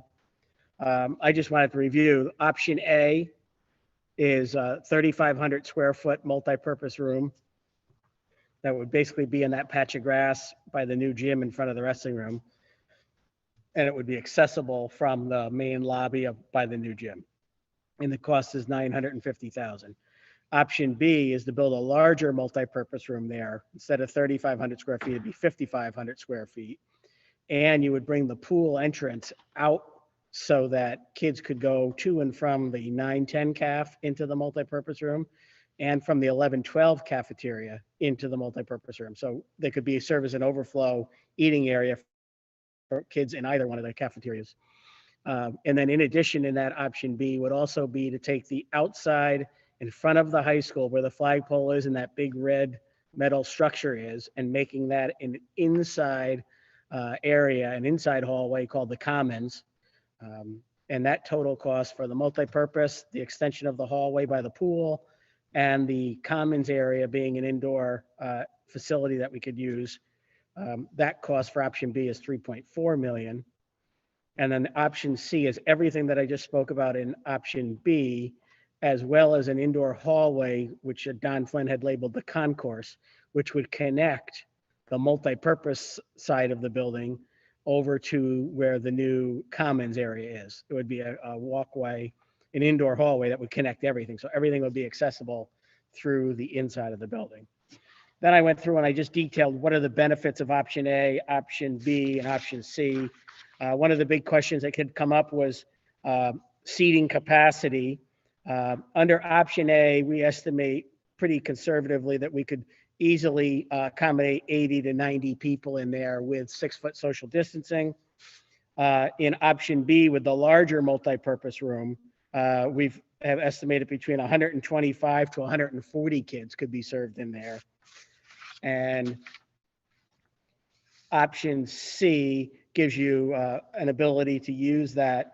I'm sorry. Also in option B is the Commons area where you could do another 40 to 60 students in the Commons area. And remember, the Commons area is basically it's the outside entryway to the high school. Now it would become an inside space. And there's 3 roll-up doors that would then open up access from the 11-12 CAF right into the Commons area. They would roll them up just like you would see sometimes, and sometimes in cafeterias, like the serving areas are rolled up and they roll them up to open them and close them. So this would take the 11-12 CAF and expand the size of the 11-12 CAF as needed. And then you close the doors when you don't need it. And then option C has about another 3,600 square feet of extra space connecting the 2 projects that are detailed in option B. Now, in terms of a timeline between A, B, and C, I spoke to Don. In fact, they were going to Westfall tonight. Don and Jeff Jerome were going to Westfall tonight to talk to them to find out what kind of expediency could happen on the township level, since it's not a tremendous amount of construction. It's not like building a new school or building the huge CTE wing or anything like that. But Don said, ultimately, if you wanted to have something ready for a space ready for November, December timeline, when it gets cold and kids can't use outdoor picnic tables and things of that nature, we would have to take action at the April 15th meeting next week, because we wouldn't want to wait. If we wait another month to May, there's no way we would have it by the time the winter turns cold in the fall. And what that would be is Don's recommendation is that you would do the multi-purpose and bring in the doors by the pool entrance out right away, starting this summer. And then you would do the concourse in the summer of 2022, because you don't want to take the 2 front entrances to the high school and have them both be under construction at the same time. That would be really a logistical nightmare.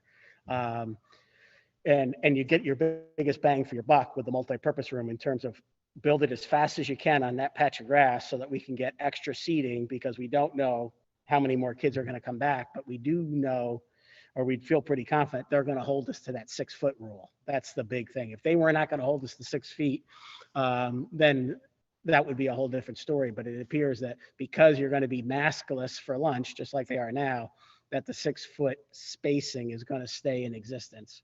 And they're not going to cut that back to 3. The 3 feet is when you're wearing a mask. The 6 feet is without. So Don's recommendation is you would bid it all at once, but build it in 2 different time frames, because the bidding, by putting it all together, you'll get better pricing if you bid it all at once, even if you tell them that this part's going to happen in 21 and this part's going to happen in 22. There is another option. I don't know what you would call it. I don't know if you call it A2 or B1 or what you would call it, but the other option is you would do option B with the multi-purpose room and that hallway that connects the cafeterias to it, and not do the commons area over in front of the high school out here by the flagpole. That would be another, and that would be somewhere around 2 million. So that just gives you another option in between A and B. If you don't want to go, you want more than A, but B is too much for you, then there's an option in between at about 2 million. Now I'll just take questions. I have a question. So other than a fitness room, what else could we use this multi-purpose area for after we don't need it for a cafeteria? Yeah, the original plan was for that area to be the fitness room, and it's in our CapEx plan, but certainly that could be postponed. The other option is there are some cool technology things that you can do with some of these spaces. The Middletown High School, for example, has a great new computer center where picture an entire wall is all screen. It's like a multitude of screens together where you can do a lot of computer science stuff in it. There's a lot of things you can do when you have a big space. We just have no big spaces right now. So even when classes want to do things together, class projects where you put two classes together, we've cannibalized the building so much that there's no place to go. When I tell kids that the 4 foreign language rooms right here used to be a rock garden and it was an outdoor courtyard, they don't believe me. And I'm like, that's what we've been up against over the years. And the older people walk in and go, where's the rock garden? And I'm like, oh, the rock garden's been gone for 30 years because we have to cannibalize every little space. So the other thing too is that you could take a giant rectangular space like that and reconfigure it for literally whatever you need it. If we were to have growth again in the high school and we no longer need it because there aren't masks or 6-foot social distancing or whatever, it could become a series of classrooms. There's options where there's a lot of things you can do when you build a big rectangle and you're not bound by anything because it's a big open structure. So there's a lot of things. You could picture multiple classrooms across there if you needed them in the future, literally with just sheetrock dividing them if you need it, and you could picture the hallway across the front and classroom A, classroom B, classroom C, that kind of thing. So there's a lot of things. What we really don't know, there's 2 things we don't know. On the short term, we're not sure how big our numbers are going to be in the fall, but we do believe it's probably going to be over 90%. And we're only at about 72 right now. So that means we have to have an accommodation plan for lunches. The other thing we're not sure of is with the real estate market the way it is, what are going to be the long-term ramifications of that in terms of student growth? It seems to be the wild card. There's lots of people that are living up here right now and their kids are doing Zoom from their old schools. They have not pulled the plug and pulled out of their old districts, but they're living up here in their summer weekend homes. And the question is that I think they'll probably won't show their cards until they have to, in terms of waiting to see what their old district's doing for the fall versus what Delaware Valley's doing for the fall. So that's the other wild card piece to it. So I have one last question, and I know you answered it, but I can't find it where I wrote it down. How many students are we currently serving in each lunch period? And how many students, how many more students do we need to accommodate per lunch period? If we go back to 90-some%. Right.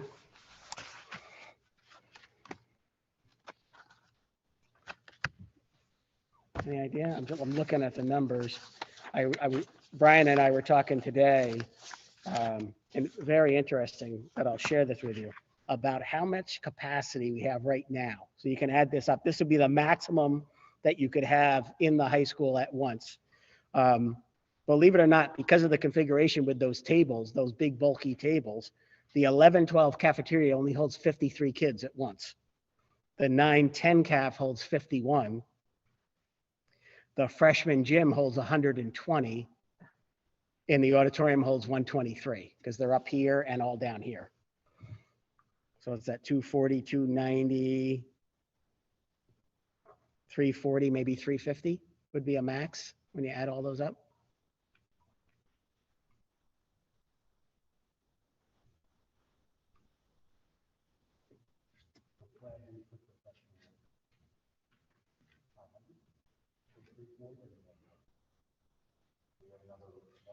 Mm-hmm. Right.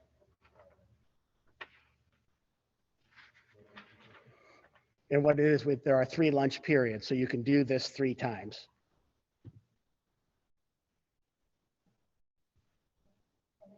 Mhm.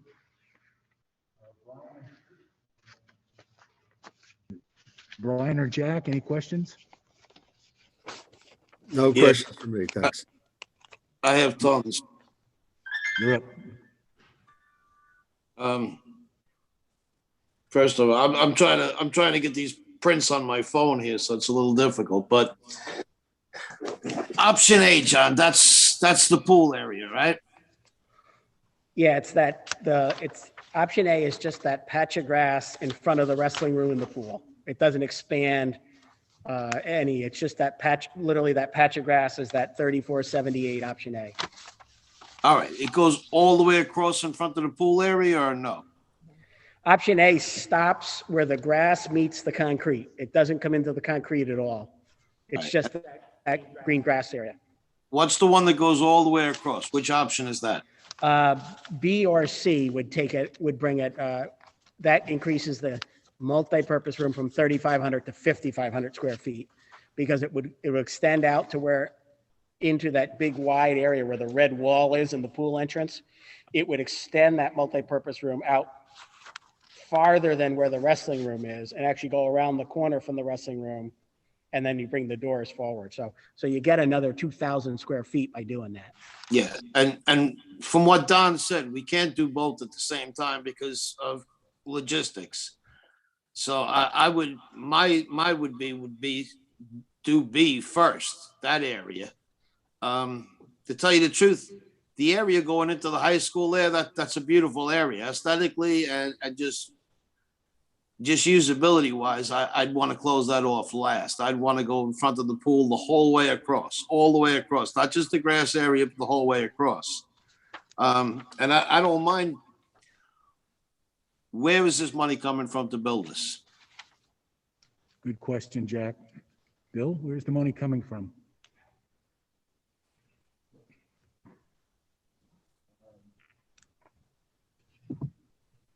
Yeah, I have not seen the Pennsylvania Department of Education's uses yet of potential uses of the monies, but possible expanding your cafeteria footprint because of the pandemic might be. But then depending what option you pick, you would be exhausting the majority of that money on that project. We did have the project list that we had that you've looked at over the last few months, that if that's what you wanted to do with those funds, that could be an option. But then the other projects would get bumped that were on that list. I don't know. That's a tough question. Okay, well, depends how. Do you think by next Thursday you can have an answer for us if we're going to vote on this next Thursday? We won't have guidance from PDE about exactly. I mean, what they've written is pretty broad and generic, but they haven't come out with any kind of state level regulations yet on anything. Although anything that's been related, it seems like anything that's been related to HVAC doesn't seem to be an issue. Certainly 6-foot social distancing cafeteria, you would think, okay, but they might say, we're not going to pay for the hallway.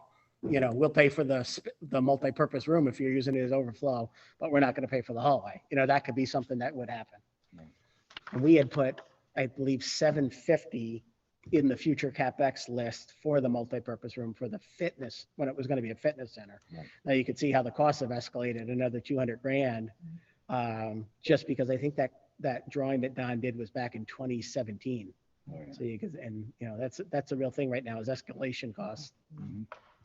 I mean, So Dr. Bell, I'm curious. I don't know if this occurs, but are you involved in conversations with principals across the state?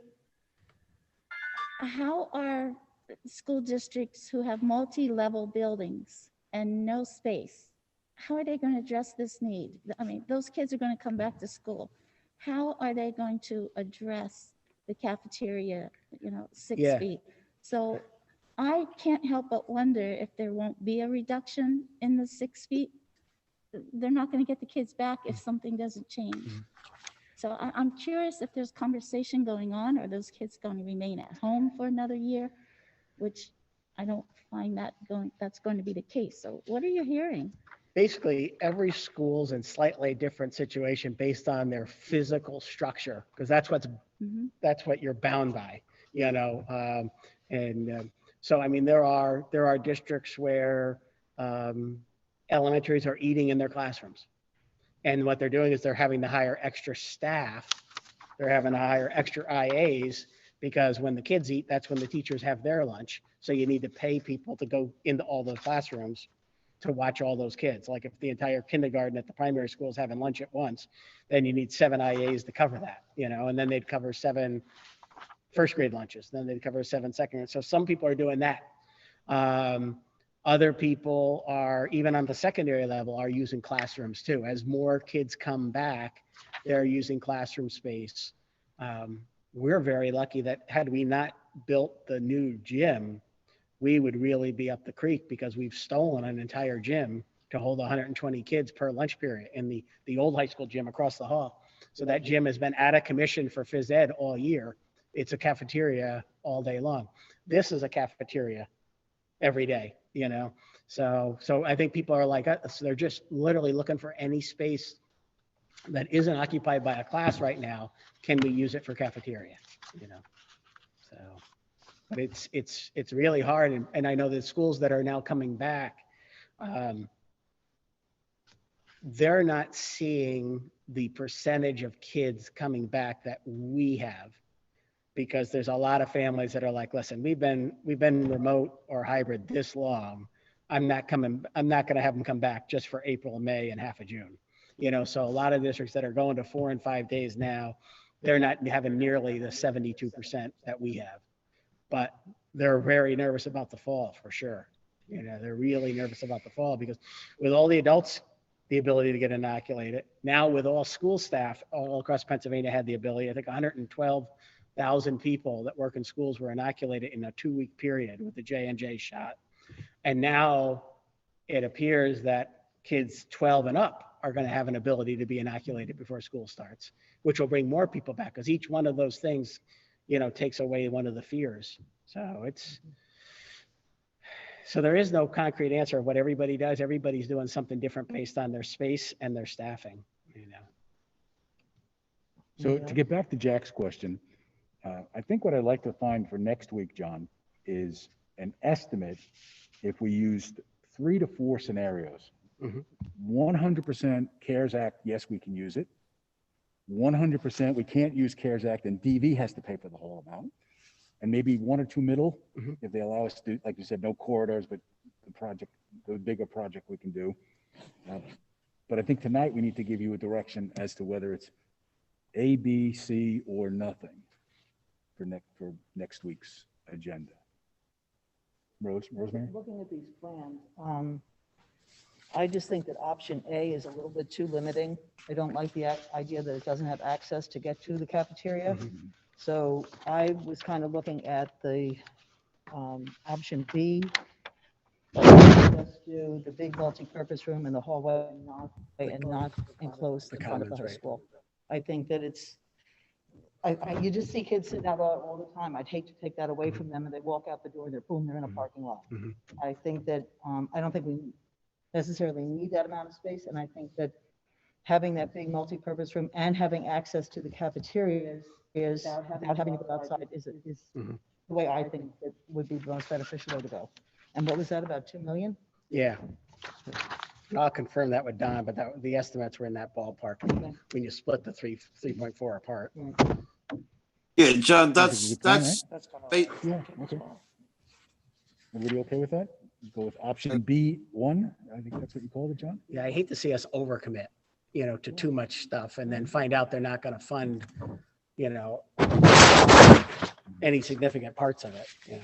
I would just offer from the grant perspective, if building is not permitted, and the webinars that we have been on, they talk about one-time expenses and those kinds of things. But if building this addition would not be permitted in the budget, potentially we could offset regular expenses and take those and put those into the grant and then use regular budget funds to fund the project. And then when the funds are gone, we put it back. Similar to what you talked about, Jack, with the purchasing the textbooks and spreading it out over the budget over a period of time. So just something that, you know, if we're going through the budget process and specifically they state that that couldn't be used, there may be a way to do it and still offset it in the appropriate grant expenditures. Just a thought. Good thoughts. I have one question. You're up, Jack. Go ahead.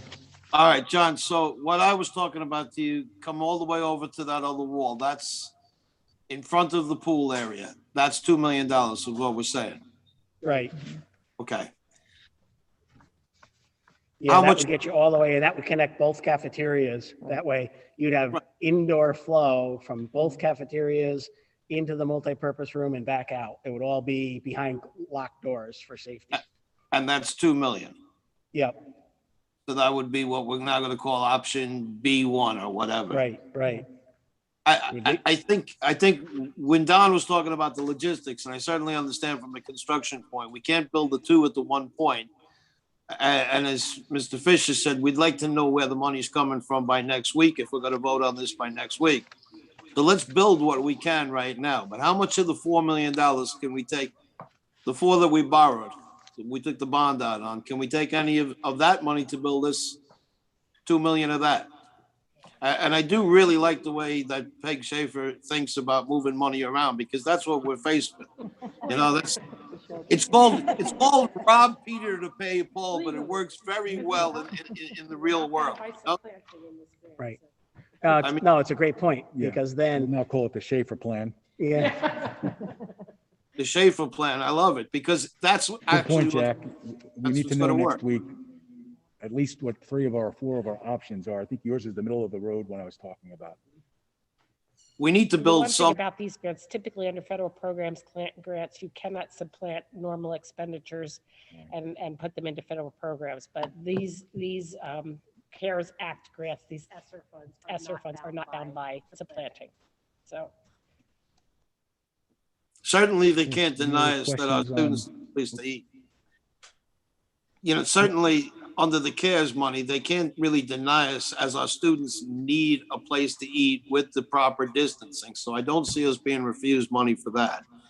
You know, so let's just, I think if we have to come to a decision next week, and I understand the timeline, let's build what we can build with the money that we're comfortable with, instead of taking on the whole piece. And then if we find we have to add, well, those additions weren't coming in November anyway. Mhm. So they'd be coming at a later date. So we can add as we go, you know? yeah, that's a great point, because anything else we do won't benefit us next winter. Only in this section will it benefit us. That's a great point, Jack. All right, thank you. Jack, good points. Okay, any other items on facilities, John? Yeah, I think you have your direction to go in. Right. Um, Nothing and- else for facilities. And then reopening, if you want to give us a brief on Yep, that. sure.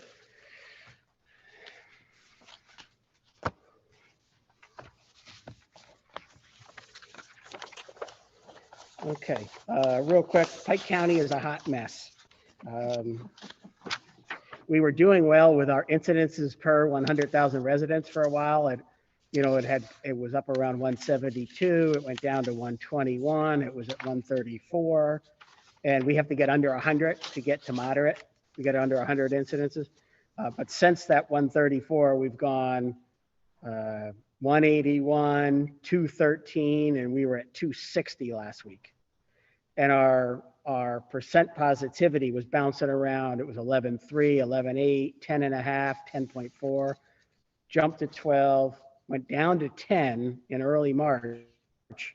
Then it crept up to 13.9, and this last week was 15.6.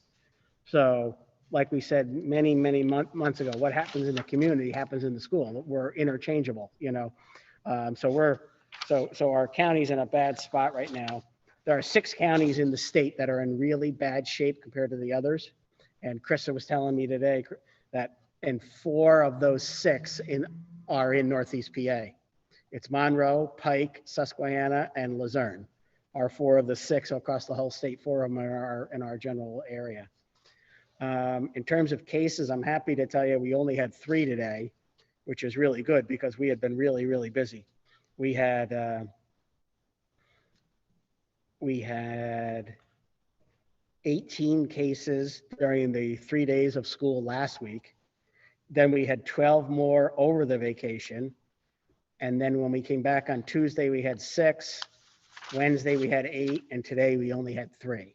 So, but there certainly, we do know of lots of people who are waiting for test results. So we have fingers crossed that we don't continue to have the surge that we've seen lately.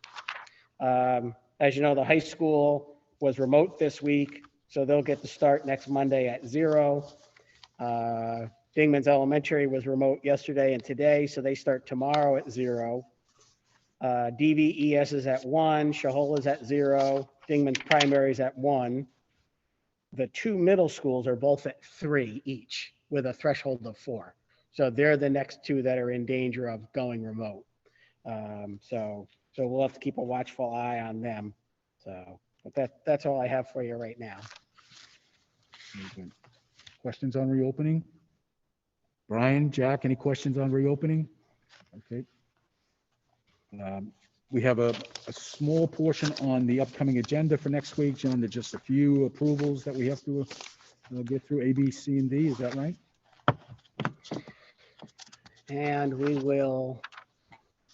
can add we'll add an agenda item for the construction project. Yes, yeah, okay. I'll do some work and get more information out to you. So we have construction, paper supply, pretty standard stuff. Change in the calendar, which we've talked about in the past for the half day for students. Yeah, and item B, I'm going to ask you to make sure that you're okay with that, because we'll be approving it retroactively on the 15th for the 14th. So as long as you're good with that trend of giving them the half day at the end of each market period, if that looks good, then we'll approve it retroactively on Thursday night for Wednesday. But we'll get the word out tomorrow so that the families know, just like the first and second quarter, that the third quarter is going to end and there's going to be a half day on Wednesday. And then we have an approval for Plan Con K. Is there any need to go over that? And then the approval of 4 board policies, 137.1, 150, 810.1, and 810.3. So we'll approve those next week. And then we'll approve something on construction. Seems like Plan B1 with some funding items. We'll talk about that next week. Some revenue best guesses. Yeah. And we'll use the Schaefer method. Switch it. Okay. Very good. Anything else from the board? Jack, Brian? We're going to go into executive session, and we will rehook you fellas up inside. We are adjourned. Oh, my next question. Oh, sorry.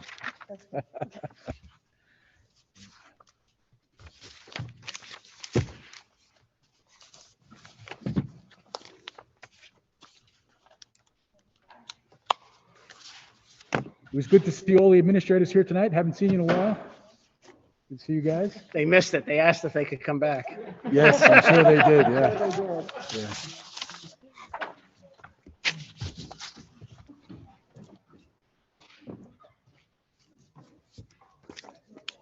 Julie, I have 2 signed documents for you.